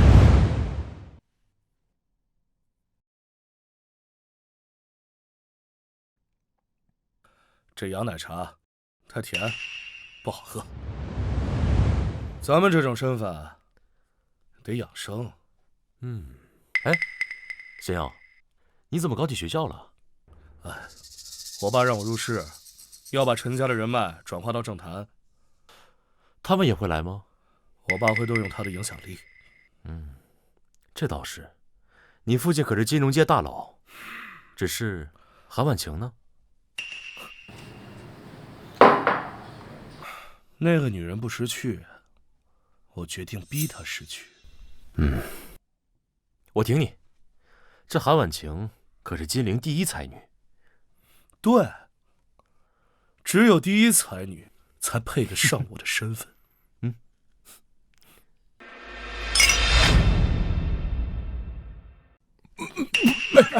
哎呀，你看，慢点儿。哎呀，贤侄啊，你不知道啊，国外老师要高薪才答应，最高的每月要300美元呢。300美元？好像这个时期，米国士兵每个月薪水才30美元。是啊，这毕竟是去异国他乡，薪水低了不行。但他们的能力你放心，在教育界都是处女。那就是名师了呗。名师的话，本少每月给他们400美元，普通教师每月150美元起步。这么高？咱们是搞教育，不能心疼钱，只要能培养出人才，倾家荡产又如何？哎呀，苏贤之真是国之栋梁啊！只要我还是这个教育总长，教育部的大门永远向你敞开。哎呀，别激动，别激动！哎呀，你这还有心思在这里喝茶？你不去上海了吗？可是出什么事儿了？陈仙要在上海、金陵、武汉等各大城市买了上百座酒楼，和咱们盛庆酒楼一样。什么？和盛庆酒楼一样？陈仙要分我利润，我需要亏的钱减少，更容易完成任务。现在几百座酒楼正在装修，我估计马上就要开始营业了。行，让他搞，等他搞好了之后，本少整死他。陈家背后是洋人，以咱们韩苏两家没办法对他以势压人。韩小姐，你放心，我相信苏贤之肯定有办法的。陈仙耀这次可撞大帅枪口上了。看看，听到没？朱总长都相信本少。行，随你吧。那行，招募教师这块麻烦朱总长了。明天我让人拿200万大洋，咱先把第一批老师接过来。哎，200万，太多了。我们有往返的货轮，用货轮捎带很便宜。咱请人家来工作，待遇上肯定不能差。啊，就这样了，走，我们走，别激动哦，千万别激动啊，走吧。真是国之栋梁啊！哎呀，老朱啊，讲，大帅呀，陈仙耀的酒楼开业后，盛庆酒楼的利润就会暴跌。这苏云可是国之栋梁啊！这苏云不是成立了一个什么华阴集团吗？是啊。目前正在贫民窟大规模招人，听说已经招了8、9万人了。老朱，教育啊是国之基石，总之，谁也不能动我的基石。那就勒令陈仙耀关闭他的酒楼。这个事情你不要管，先把徐校长的事情办好啊。是，那卑职就回去了啊。陈家。虎口拔牙，找死！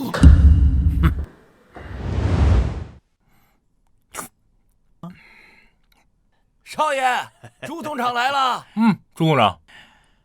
哎呦，坐一起吃点。都说世家子弟饭食奢华，你。早餐就吃这稀饭馒头啊！我也想吃好的，这不没钱吗？我爹有扣，我就只能吃这个。我懂。你把钱都献给了国家，自己只能吃馒头啊！朱组长，你误会了，我真没钱。你招聘老师，挥金如土，自己啃馒头，你把一切都献给了国家呀！我真没你想的那么高尚，我是真没钱啊！你以为我想大鱼大肉啊？那他妈是系统的钱，不是我的。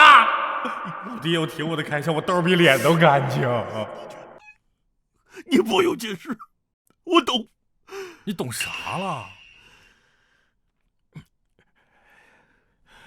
这是城东5万亩土地的全部地契，我给你带来了。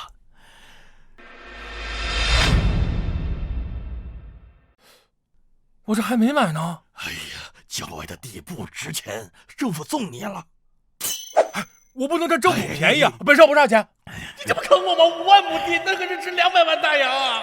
你倾家荡产为教育，我们再不做点什么，还有什么脸面身居高位啊？那我也不能要啊！我不能要啊，朱总了！哎呀，我真不能要啊！我们就赔了。行，我要行了吧？啊，别激动啊，别激动啊！算了，真的完成了。这真难过，真栋梁啊！栋梁啊！真是栋梁啊！栋梁长，慢走。栋梁，我粥都凉了。现在招这么多人，是时候动工了。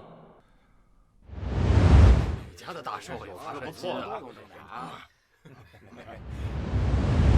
你够吃吧？这两头干活哦。我还想蹭你个馒头呢。够了吧？让我多吃2餐。好。你这还吃2个吃6个？真好吃呀！别小，行。兄弟，这能吃饱吗？这年头能吃上这就已经很不错了。你看这红薯、青菜、白米饭，还有2盘肥肉呢，多好啊！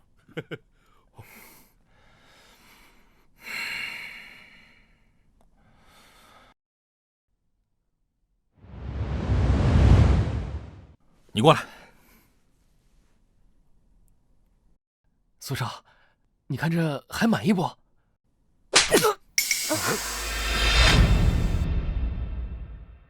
少爷，您这是为何呀？来，给我，你就给本少的员工吃这些。这些东西，普通百姓一年到头都吃不了几次。远哥哥，这蔬菜里都是油，这样的油性不多见。什么样的油性？这是什么样的油性？来，你告诉我，这是什么样的油性？少爷，咱们这伙食费太高了，咱们得我们是人。你，其他人本少不管，我的员工必须每天有肉吃，白米饭、白面馍馍管够。赵林，你记下，本少对员工伙食标准做以下调整：早餐以肉包子、面食为主，午餐大米饭、白面馍馍不限量，每人半斤肉食、半斤蔬菜和肉汤；晚餐大米饭和白面馍馍、包子、面条都给我上，再搭配上其他菜类。苏少，您说的是真的吗？我们这些泥腿子也能吃上这么好的饭食？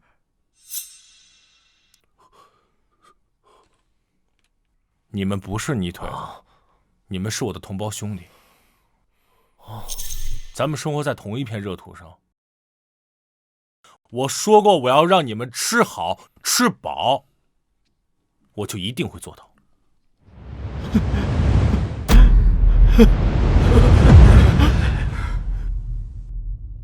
哎，你们这是做什么？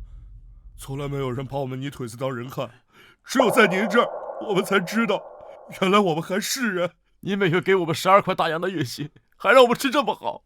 从今以后，我们这条街面就卖给您了。您让我们往东，我们绝不往西。苏少，你让我们往东，我们绝不往西。这真的是他吗？是，你们是我的员工，但同样你们也是我的同胞兄弟。我苏云没那么大能耐，我帮不了天下人，我只能做我力所能及的事儿。少爷，您是唯一一个拿我们当人看的，我们从未想过有一天居然能过上这种日子。哎，不说了，快起来，快起来，都起来吃饭吧！啊，苏云，按照这种标准，金陵周围的粮食价格一定会上涨的。赵林，你去找不列颠公使，他们不少殖民地都产大米，找他们大批量购买。好，少爷。带我去他们住的地方看看。啊，这，少爷那边有点乱。你再给我废一句话。好，您跟我来。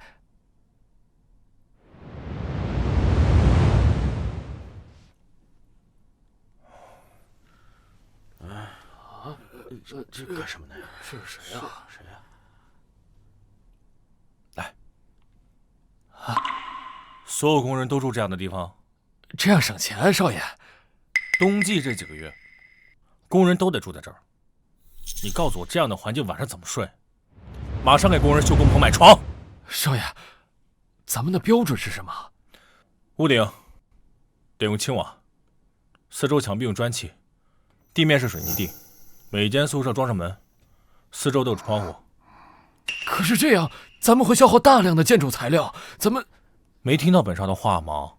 哎，记住了，记住了。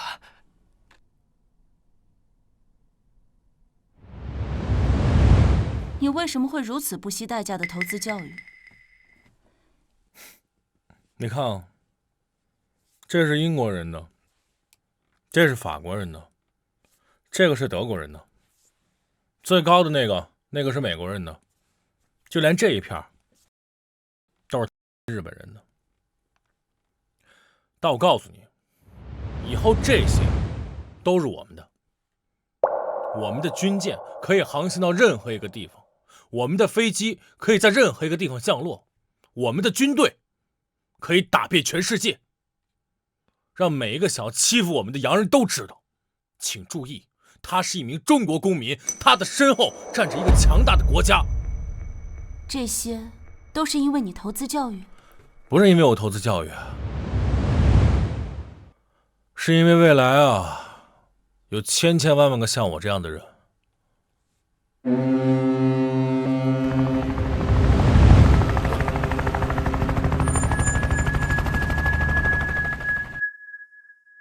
哎，苏云，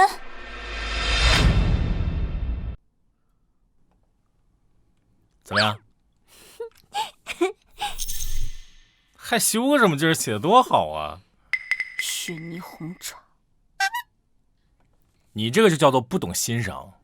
这半月你成立华银集团，招人修建学校城，前后花了近300万。不过你的利润只有几百万，你哪来的这1000万？我接客接来的，行了吗？云哥哥，照你现在的花钱速度，很快就没钱了。不用你给他解释，我乐意，你管得着吗？张小姐，这里是苏家，不是你来的。我和云哥哥从小长大，我就来，你能怎样？再过2个月你就来不了了。你俩别吵了。我想知道你怎么在2个月之后拿出500万。我接客，我帮富婆。不说算了，再过1个多星期就是月季园晚宴的日子，别忘了。不就是军政的那个晚宴吗？多大点事儿啊！尚未出阁的大家闺秀，还是矜持一些比较好，免得传出去，坏了苏家的名声。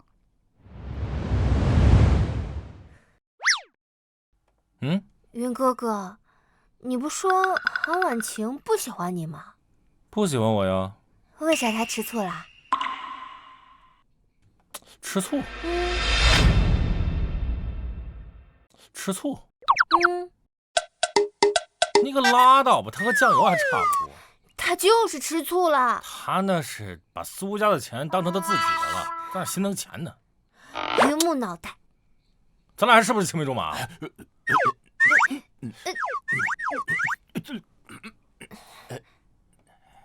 走了啊！啊，少爷啊，各类建材价值70万大洋，对方让我们交7万的押金。咱们现在建材能撑多久？大约半个月，目前还在招人，可能撑不到半个月。给他们拿200万，让他们足量供应。哎，对了，买粮的事呢？不列颠呢？啊，太欺负人了！跟我说少于300万不卖给咱们，那就给他300万呗。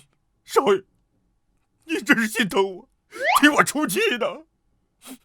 300万，10万吨呢，1年都吃不完的。少爷，你要是在江南购买，那周边的粮价至少上涨2成，你还让不让人家百姓活了？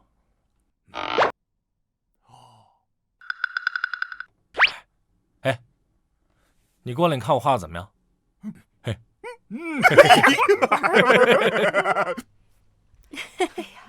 是啊，久仰久仰。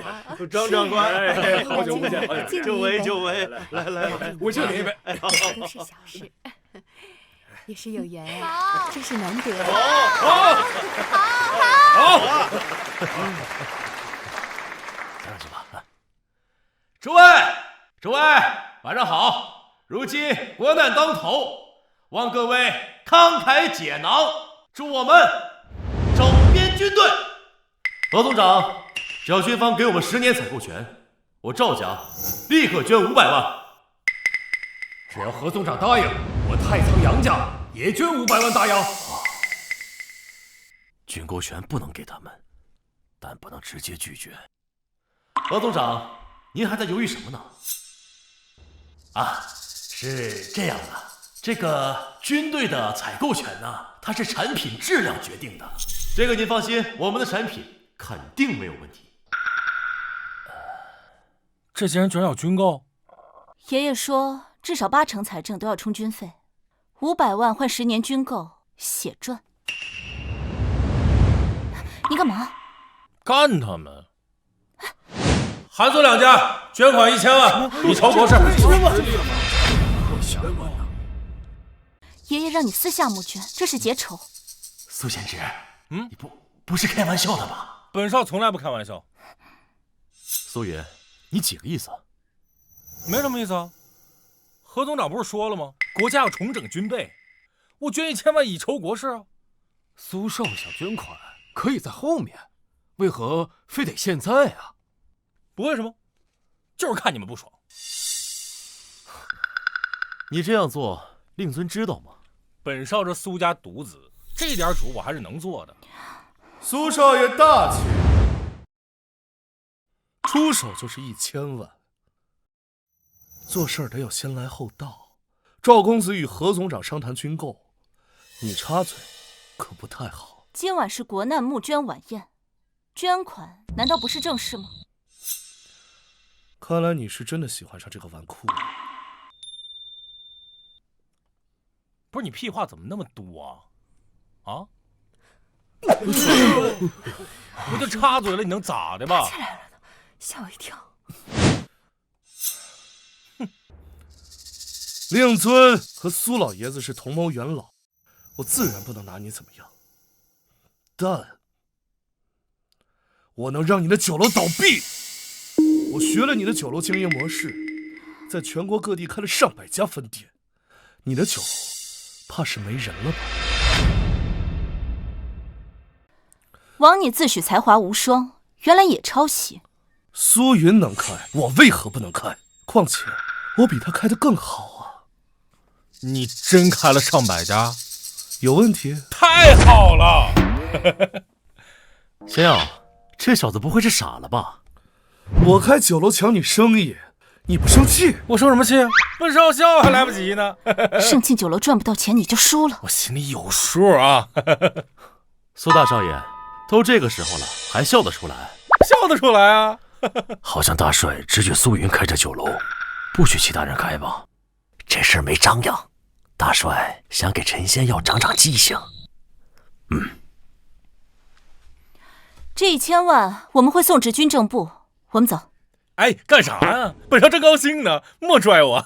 走了。慢着，你还想干啥？这么急着走，难道是羞于见人？和你这种只会抄袭的人，有什么好说的？是啊，我只会抄袭，但盛庆酒楼就要被我挤兑。Come on, baby！ 我爱你了！哎呀，你疯了！我告诉你啊，那你快去挤兑黄吧，不挤兑黄了，本少看不起你。东家，大事不好了！军队把咱们的酒楼全都给封了！啊！你说什么？把咱们酒楼封了？凭什么？疯了！别搞我呀！好不容易有人站出来抢生意，这要搅黄了，那不完犊子了？东家，咱们是让这小子给阴了。到底怎么回事？你把话给我说清楚。军队说了，全国只有苏云能开天价酒楼，其他人不许开。咱们在全国的酒楼都被查封了，全都被查封了。这不可能，他凭什么？你他妈再说一遍，只有谁能开？你装什么装啊？这不是你的手笔吗？全国只允许你苏云开天价酒楼。完了，这就完了。只有我能开，这也就是说，盛庆酒楼在接下来这段时间内营业额不会减少。这我要多亏700万，上哪儿上这么多钱去啊？政府这么做对你是好事，你不高兴吗？高兴，我哪能不高兴啊？我太感谢政府了。不用感谢，这都是我们应该做的。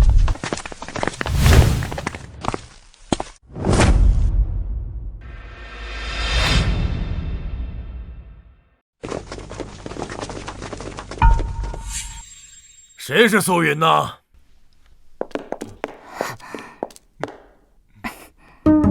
江某年轻的时候也曾经留恋过烟花之地，后逢国难才投身革命。苏云，你和我很像。嘿嘿，谢大帅夸奖了。年轻就是好。你哭什么？没，喜极而泣。太感谢大帅为我做主了。你大爷，我已经很难受了，你还来？为了振兴教育，挥金如土，对自己却是节衣缩食。你这些事情老朱都告诉我了。大帅给我讲了，我没那么高尚，只是没钱。哎，我懂。你做了这么多，本帅要是再不做点什么，就显得有点德不配位了。你懂个屁呀！我是真没钱，我要有钱，天天山珍海味。大帅，凭什么只有苏云能开，我不能开？我需要个解释。因为苏贤侄是为投资教育，我也投资教育了。你开的是贵族学校，苏贤侄开的是占地5万亩的人才培养基地。苏云投资教育，响应的并不只是本帅的号召，更是国家之号召，民族之号召。苏云开办天价酒楼，为的是国家，而你们为的全是自己。所以以后有敢与苏云为敌者，也是与本帅为敌。大帅，过了吧。在座的都是江南财团的一员，也是您的支持者。您这么做，恐怕要寒了大家的心。你们安分守己，买卖能继续做，但若要闹事，那就说不定了。看来江绿清只是在这件事上偏袒苏云。好，那我今天就小惩大戒，你们都看好了。老朱，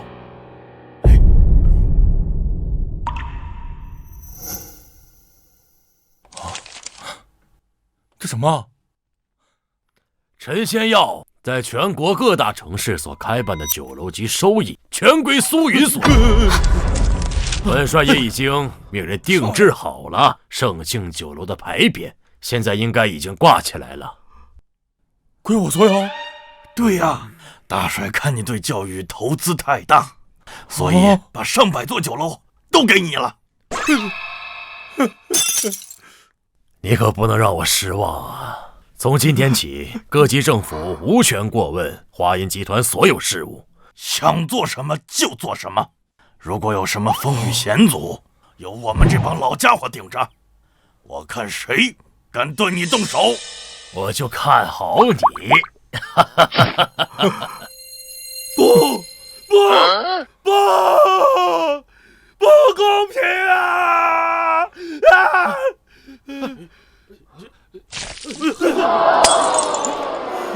不公平啊！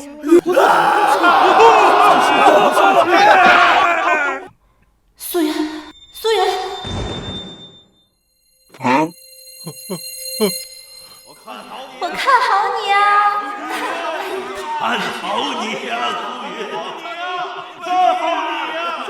看好你！看好你呀！看好你！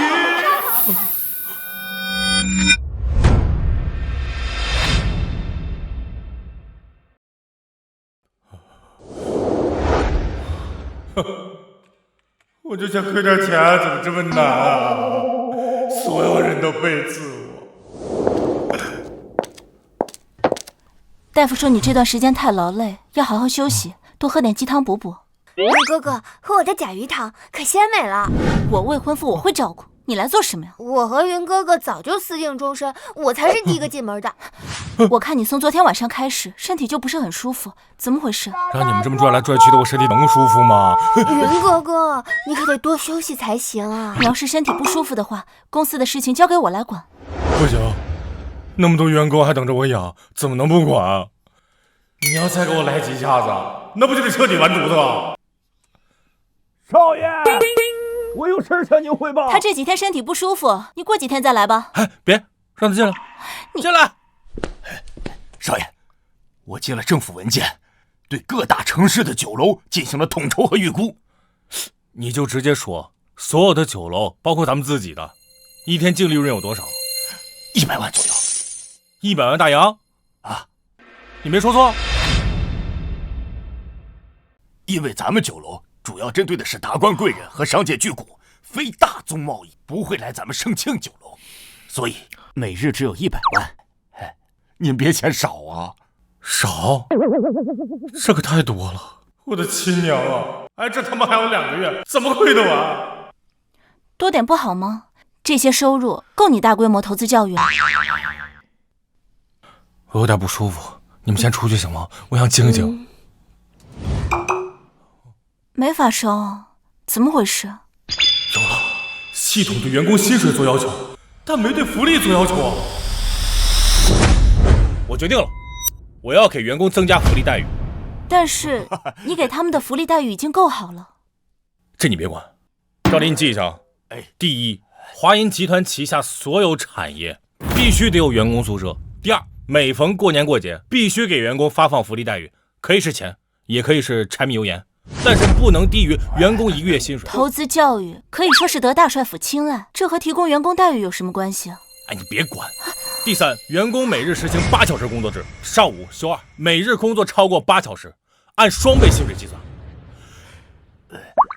节假日必须放假，若有特殊岗位在节假日上班的话，则以3倍薪水计算。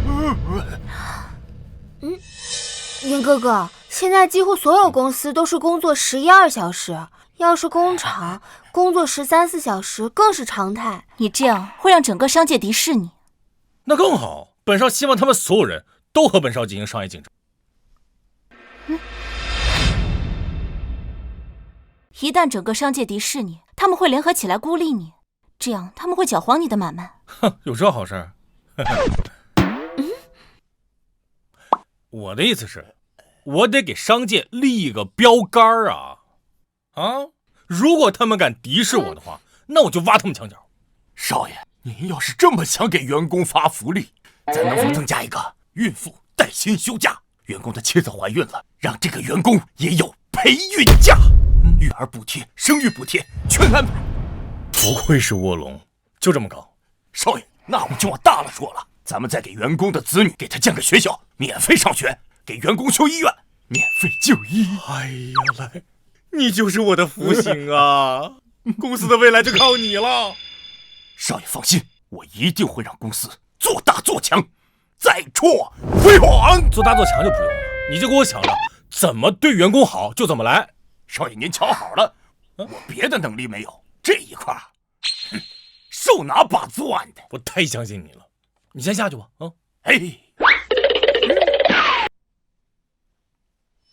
公司在福利待遇上的支出增加不少，但不够，得继续想烧钱的账。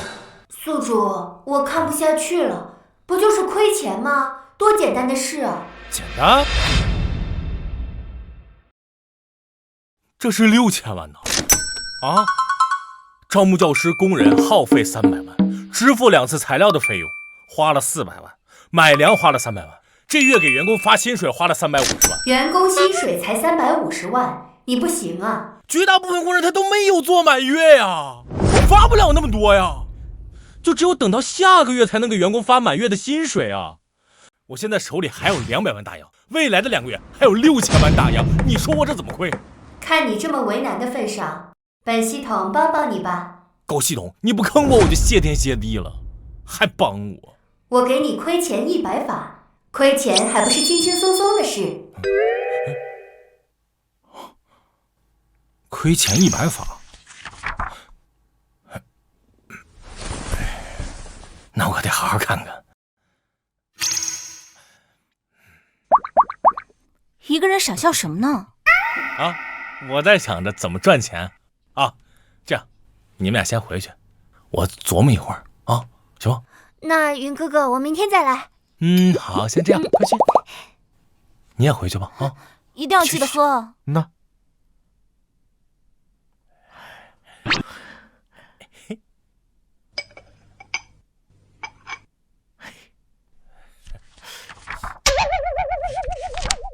狗熊，你坑我！这是亏钱100法，这他娘的是赚钱100法吧？投资轻工业，我傻呀？谁不知道轻工业代表经济，重工业代表国防啊？你外行啊！收购要破产的工厂，让他们维持原样，大规模生产，每生产一个就亏钱，生产的越多，亏的越多。这些工厂要破产，那肯定有原因的吧？你说对不对？这倒是，要破产的工厂，它肯定是有问题啊。维持原样的话，就能持续给我亏钱呀。对呀，大规模收购还怕亏不完6000万，6个亿都可以。有道理，我还可以投资重工业。据我所知，重工业投资大，回报低，基本靠国家维持。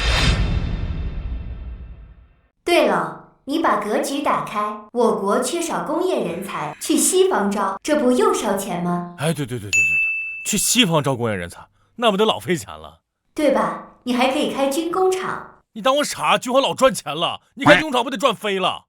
我给你一些自动武器图纸，这自动武器以金陵政府现在的收入用得起吗？说是这样说，就是感觉不太对呀。不是土豪谁用自动武器？岛国比咱们强，他们只敢用栓动步枪，金陵政府敢用自动武器吗？有道理，这次我听你的，你别忽悠我啊！宿主，你要知道，我才是真正为你好的。刘老板，我说个数，10万块大洋，敢不敢？我的皮革厂设备光价值就60多万，10多万有点太过了吧？你的工厂已经被太仓杨家挤兑黄了，再拖下去，10万块都卖不出去。早就听说华银集团挥舞高薪招募人才，没想到你个浏阳高材生也入了华银集团。哼，刘老板，你的设备现在12、13万就能买到。你要是不同意吧，你那个设备啊，放到最后也是废铁，一样亏钱。走。哎，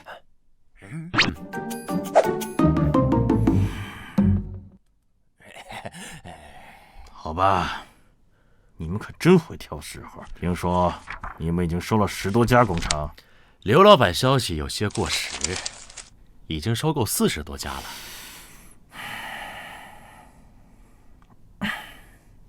哎，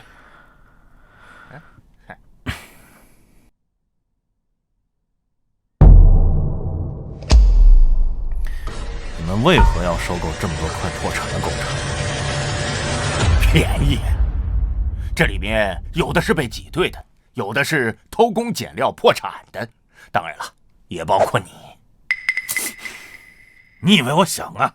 世家大族打价格战，我不降低成本，怎么和他们争？哎，工厂没几个工人，要你们自己找。这事儿啊，就不劳烦刘老板操心了。嘿，这回得跟我走了吧？是的。月薪12块大洋，包吃包住，8小时工作制，超时工资还双倍，这么高月薪，这么好的福利待遇，这不会是骗人的吧？没骗人，苏少说的就一定可信。苏云说的就能信？我一远房亲戚，之前一家挤在贫民窟，饭都吃不上。上月初进了华银建筑公司，这才1月，人胖了1圈儿。你在说笑吧？是真的，我有个朋友就在这个华银建筑公司，听说天天中午都有肉吃，米饭还管饱。我怎么有点不信呢？你爱信不信，反正我要去。我也去，到时候你们可别后悔啊！哎，哥们儿，等等我！不知道要不要打杂的？哎呀，这烟这个东西啊，以后还是得少抽，这对身体都有害。还是苏少对我好啊！石鑫去参加女子中学的同学会去，要不我把他喊回来？不用了，我们是来谈正事的。对，张伯父在米国几个大城市有办事处，是真的吗？确有此事。我们张家本身做的就是外贸生意呀。那劳烦张伯父，带我在米国帮我购买回来一些重工业设备，多多益善。重工业啊，苏少啊，您打算搞重工业，这个可比教育要烧钱多了。这资金不是问题，本少心里有数。只要伯父给我买回来设备和机器，我会额外付给伯父报酬，怎样？以咱们两家的关系，我怎么能拿你的钱呢？这孩子，哎呀，一码归一码。那就麻烦张会长了。这是我家这位这2天写的机器清单。苏少啊，你是怎么想起来找我了呢？这不是因为西方对我国有禁运条例，重工业设备全部上榜。如今经济萧条才放宽，但也仅限私人购买。是啊，要是政府出面的话，米国海关那边不会放行。这样，这事儿你等我2、3天。行，那就多谢张伯父了。这段时间，华研集团大量收购各类破产工厂80多家，其中涵盖皂粉、肥皂、蜡烛、纸张等各类工厂。此外，苏云还委托张青来在米国大规模购买重工业设备。重工业？苏云要干什么？我调查过，这段时间华研集团花钱如流水，但苏云手中有400万大洋一直没动。我怀疑这笔资金就是用来购买机器设备的。苏家最近有调集资金的情况吗？韩苏2家均无资金调动。那苏云现在每月利润能有多少？估计每月3000万大洋左右。3000万？重工业，苏云手上那点钱恐怕不够用吧？卑职还得到情报，杭州赵家、太仓杨家等大族都在暗中密谋。他们几家密谋什么？这些时日，文坛对苏云追捧至极，但对江南财团却口诛笔伐，甚至有人喊出要打倒财团的口号。哎呀，苏云把他们架在火上烤，人家不乐意了。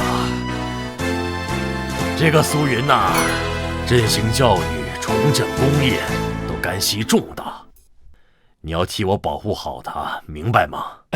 卑职下去后便派人暗中保护。你没明白，不管是何背景，不管是何关系，哪怕是元老，敢对苏云不利者，杀！请大帅放心，若苏云有恙，卑职愿提头来见。你喊什么？明白了去吧。是。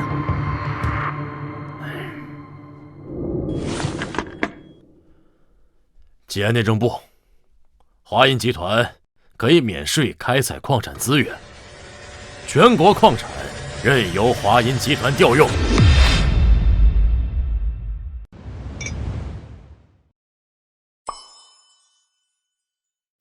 咱们说到哪儿了？对，收购了80多家工厂，还不跟我继续收购？剩下没收购的，要么经营还不错，要么和洋人有关系，收不了就复工。我们已经招了不少工人，但熟练工不多。没事就慢慢培养嘛。少爷，还有就是市场份额的问题，国内的呢都被世家、买办和洋人掌控着，咱们手里没有啊。这个问题好解决啊，我们可以打广告，再适当降价，以价格能争到市场不少份额。不行啊，不用降价，也别打广告，酒香不怕巷子深，没必要闹得天下皆知。我是要亏钱，可不是赚钱。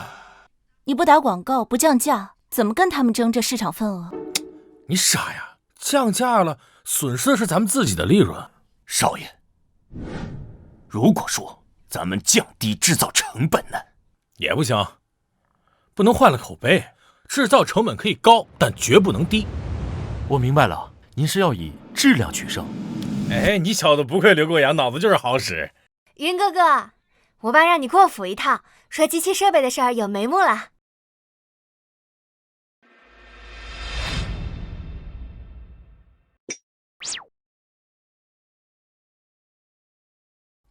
这小姑娘挺有意思啊，走的时候还举。咱们这次是联系了3套冶铁设备、2套炼钢设备、2套精密加工设备，还有5套机械加工设备。价格呢？多少钱？这个数6300万大洋。哎，云哥哥，在米国当然用美元了。6300万美元，那更行了。就是正常时期6300万美元，那也得买几10套。630万美元也行。这是经济大萧条前的价格，现在13条生产线呢，63万美元。你说多少？63万美元，那都赶上卖废铁了吗？哟，卖废铁可挣不了这么多钱。那些工厂主傻了吗？这么便宜啊？哎呀，现在是经济萧条，米国1半的工厂都倒闭了，有人买他们的设备，那就不错了。经济萧条会过去啊，他们把设备放着也好啊，贱卖图什么呀？这种设备呀，是越放越不值钱，现在不卖，到时候亏得更多。再说了，这个维护也需要钱。可13套才63万美元，都是10多年的老设备了，自然是不贵。如果你要的话，我就让人给他们签合同。要，本身要了，但是还不够，最好是能买个3、4千万大洋的设备。3、4千万，这么多！我知道你想振兴工业，但这样我们扛不住的。知道什么？现在是振兴工业的千古良机。一旦西方经济恢复，禁运条例这一加强，想买都买不着。好，那我就让人再联系。行。哎，对了，还要招一些有经验的工人，特别是技术工人、机械工程师一类的，有多少要多少。苏少啊，你要让这些人都来咱们这儿工作，这可得需要不少钱呢。放心，本少不差钱。少爷，学校城不少的教学楼和宿舍楼都修好了，学校城附近的住宅区也修了不少。50万人修，速度就是快哈。速度是快，但消耗的也快。2个月的时间就花了1100万大洋。搞教育嘛，不要心疼钱啊。少爷，这2个月咱们几十万员工的工资花了1000万，买了各类肉食蔬菜近100万。人数太多，伙食费太高。伙食费高，效率也高。钱呢？继续。买粮300万，重工设备310万，建材钱1100万，收购工厂645万，加上其他杂费，接近3470万大洋，咱们还剩下980万大洋。这样下去，我们下个月就没钱了。嘿嘿，没钱就对了。是啊，少爷，咱们要节俭开支啊。不行，每一项开支都是有必要的，绝不能踩。但是我们现在到处都要用钱。钱嘛，都是纸，花呗。少爷，朱总长让你去一趟金陵饭店，说有急事找您。那我去了。我的学校年前完工，明年便可入学。你说能请来国外名师，可是真的？刘先生，此事自然是真。这些名师都有资源，若能得名师看中，自然就有国外人脉了。我们看中的就是这一点，权责可就拜托先要了。放心吧，刘先生。来，先要。大帅偏袒苏云，你入仕。大帅还需要我们财团支持，没我们，他连枪支弹药都买不起。这倒是，没有我们提供钱财，他可玩不转。苏云开始收购工厂，看来他想在工业品市场分一杯羹呢。这可是咱们的主场，可不是吗？Mr. Zhu, we have been here for almost a month now, but haven't met a boss yet. 你看，来了。他们就说要见你啊。我跟他们说Nice to meet you. My name is Su Yun. I'm boss. Any trouble? My name is Harry. When can we start for working? You can start working when the school city have been completed. Now just rest, okay? No. What if you don't want us anymore? I need a stable job. But I can't let you get your job on when it's still construction site. May I ask you, boss, do you have any textbook? Nope. But the ministry have. Your textbook is out of date. You need a world-class textbook right now. My friends, we are table of this job. Well, I'll give you the form. You can list an office location to do this job. Okay, I'll wait here. OK。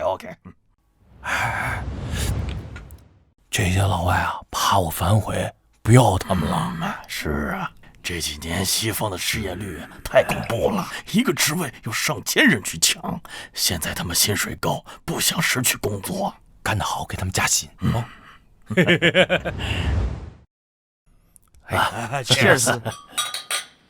孙老板，你很厉害。你会说中文呐？咱们现在这个情况，恐怕撑不过11月。放心吧，你们想想，少爷为何会收购那些工厂呢？一是节约成本，二是买下就能生产。没错，复工的工厂有20天了，晚一些的也有10天了，产品一大堆，可产品都积压在仓库内，卖掉就好了。卖呀，不急。学校城预招生的事儿，你们知道吧？和咱们的产品有啥关系？再过几天，教育部会大力宣传学校城的预招生。预招生的钱远远不够啊！我们有世界级的名师，但收费却很低，为的就是图个好的名声，为产品的宣传、出售做准备。你是说民心？我们产品的质量好，名声也好，价格和外面都一样。你们说，百姓是支持我们，还是支持那些黑心的商家呀？那还用想吗？肯定是咱们呢！啊，嘿嘿，对喽，来。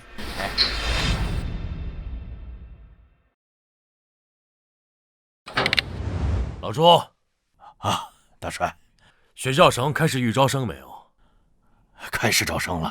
但是每日的耗费太大了，需要给华银集团回血了。这不是问题，我让宣发部、新闻部全力配合，一定要把招生给我尽快完成。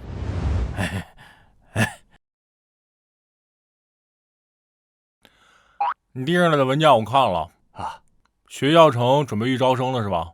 是的，少爷，我打算把它尽快投入市场。宣传内容撰写了吗？写好了。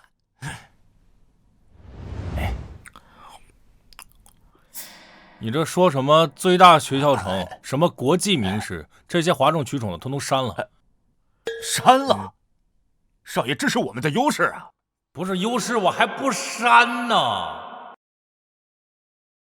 老百姓听不懂，内容就一个：华银学校城明年2月10日开学，开始预招生。云哥哥，那你这宣传内容也太简单了吧？连自己的优势都说不出来。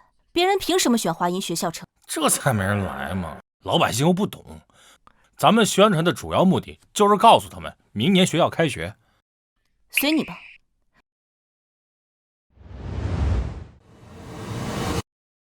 号外！全国最大学校城华银学校城将于11月6号开始预招生。拥有世界级名师，这假的吧？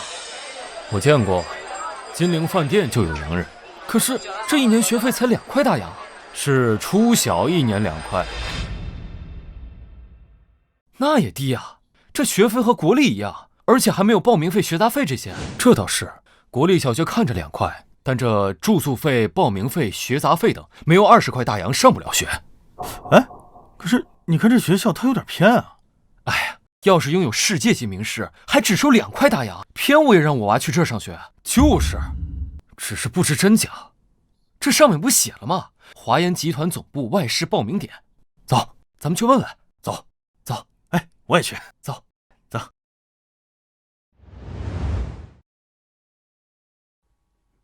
情况怎样？人是不少，但都是问的，咱们位置太偏了，没有几个人报名。没事，不着急，咱们先去盛庆酒楼吃个饭，然后去集团总部。有个锤子人呢，一座城外的半城立学校，这老百姓能信？去盛庆酒楼吃饭干嘛？学校城欲招生，当然得庆祝一下啊。百姓只是问不报名，肯定得庆祝庆祝啊。行了，走吧。你能不能注意点形象？我高兴，形象不能当饭吃。心情似乎很不错。那是。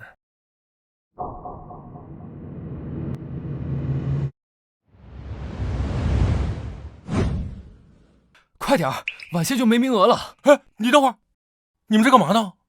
报名啊？不然呢？不是，他这就是个半成品学校，位置又偏，有啥可去的？哎，这1年学费才2块大洋，上哪儿找着好事去？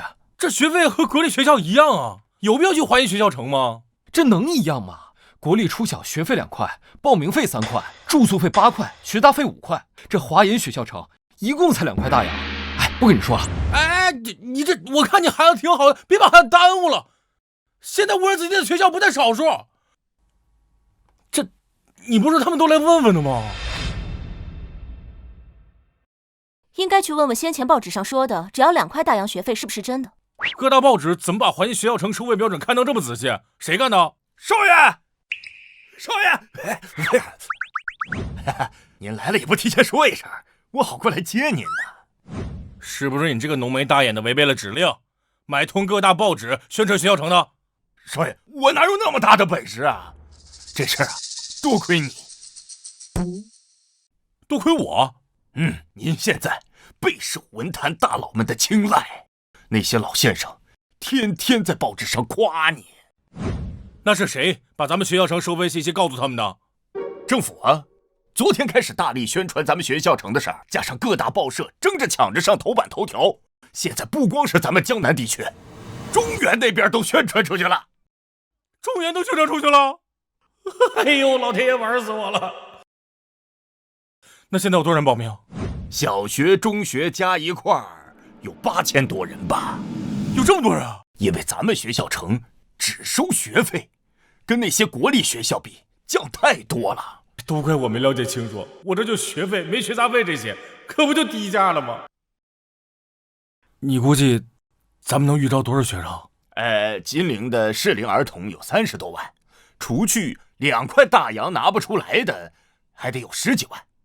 周边的这个中学呀、大学的学生啊，因为咱们有个独特的优势，国际名师嘛。你觉得咱们能收多少学费？我估计啊，不会少于100万。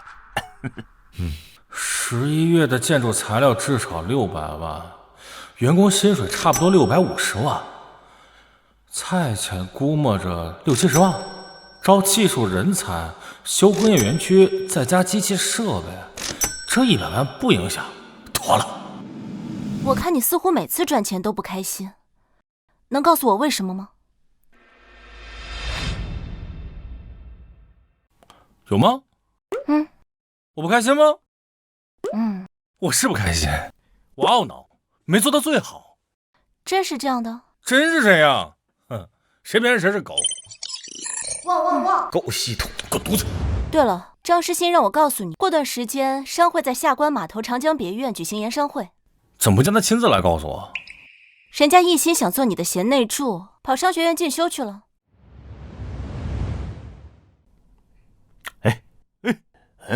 预售住宅房的事儿，少爷签字了吗？签了，用的上海和西方的按揭购房。那这样的话，咱们能回不少些啊，也就回个500、600万吧。这个按揭购房啊，首付也就100万。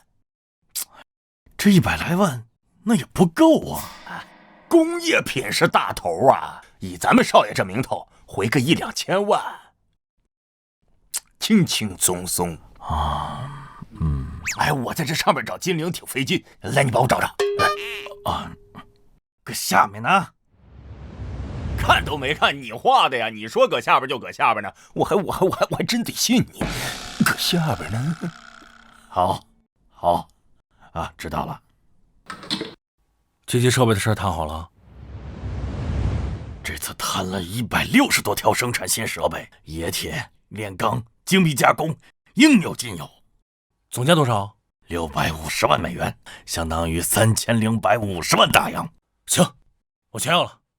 哎，那招人的事儿呢？目前联系了不少，但是接回来得需要300万大洋。300万就300万，没问题。我10月盈余加10月收入不过4000万左右，就算加上学费、卖房的首付款，也才4200万。但我的资金缺口可高达近千万。我感觉真不错，到时候咱们也来看看。华银集团的工业品将在24日上市，都卖啥东西啊？从鞋到蜡烛、火柴全都有。那得支持，要是没有苏少，我儿子连学都没得上。上学算什么？苏少那是要振兴国家。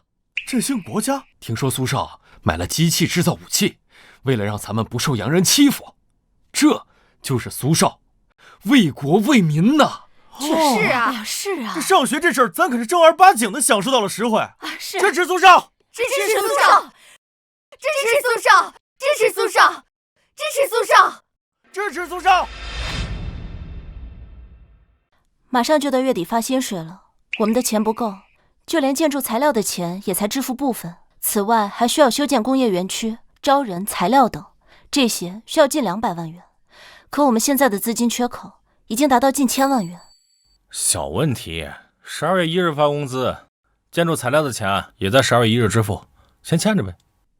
12月1号你也拿不出这么多钱。我说没问题就没问题。难道你想依靠工业品逆转局面？工业品市场被洋人买办，世家瓜分，你争不过。放心，争不过就对了。这次没人能背刺我，我要拿5000万英镑娶6个小老婆。对，这位是同盟元老之后，苏家大少苏云。果然是一表人才呀！苏少是真正的年少俊才，他这几个月做的哪件事不是大事？诸位都知道，苏少最近做的事情，无论是振兴工业还是振兴教育，都是利国利民的大好事啊！利国利民，我看不见得吧。你怎么来了？这里不是商界晚宴吗？我们怎么不能来？陈先生、赵公子，老夫似乎并未邀请二位前来。今晚宴会主要是我们金陵商会成员参加，2位公子不请自来，似乎不太好啊。苏云也不是金陵商会成员，他能来，我也能来。苏云的家就在金陵，他的买卖公司总部也在金陵。老夫身为金陵商会的会长，今日邀请他加入商会，有什么问题吗？哎，他是来找我的，你这只臭虫来这里做什么？苏云，我们之间真正的战争才刚刚开始。哦，明白了，合着是来向我宣战的呗。你们现在的名声都已经臭大街了，不在家里窝着还敢出来？韩婉晴，我会让你知道拒绝我的代价是什么。不是，我就纳闷了，今儿精神病院放假怎么的？怎么把你给放出来了？苏远，你别嚣张，盛庆酒楼的事，那是我们中了你的圈套。中了我圈套？看来是你们的确不太聪明，连我一个纨绔都斗不过。你投资教育得大帅青睐，让大帅护你的盛庆酒楼，但这次没人护你的工业品。你的工业品今天也在各大小城市上市吧？你不该进入这一领域，这是我们的主场。哼，有本事咱们就打一场商战，商战不就是拼钱多、打价格战、打优惠战吗？这话要是你父亲说，倒是有些威慑力，但可惜是你。陈家不输韩苏两家，如果你想以势压人，怕是想错了。本少不喜欢以势压人，你要是敢，咱们就打一场价格战。打价格战，你得先有市场，你连市场都没有，你有什么资格和我打价格战？你来这晚宴找我是为了什么？当然是看苏家是怎么在你手中衰败的。据我了解，你现在的资金缺口高达近1000万大洋。陈仙药，这似乎不关你的事。我很有兴趣看到一个家族的落寞，1000万大洋的资金缺口，你只能从苏家拿钱。哼，我们苏大少爷不但投资教育，还投资工业。这次拿1000万，下次还不知道拿多少。哎，那你们敢跟我打一赌吗？这次要赌什么？赌我不从苏家拿钱，不对外借钱，就靠我自己解决这1000万大洋的资金缺口。哼，不从苏家拿钱，就凭你呀，靠赖掉别人的钱吗？12月1号，截止到12月1号，我会解决掉所有债务。好，如果你解决不了，就把你的华阴学校城让给我。如果我解决了，我要你陈家银行20%的控股权。不可能，绝对不可能！银行内，我陈家自己才控股40%。你可得想好了，你们现在陈家的名声在外边可不是很香，学校城可是一个赚名声的好地方。我现在已经投入过2、3千万，你投入不了多少就会彻底见完，这是能改变你陈家名声的好地方，确定不心动吗？有道理，就赌这个。我看你不从苏家拿钱，怎么解决这1000万大洋的资金缺口？就是，这可是1000万大洋的资金缺口，不是100万。他不从苏家拿钱，根本解决不了。他输定了，必须的。少爷，大事不好了！少爷，哎，这边。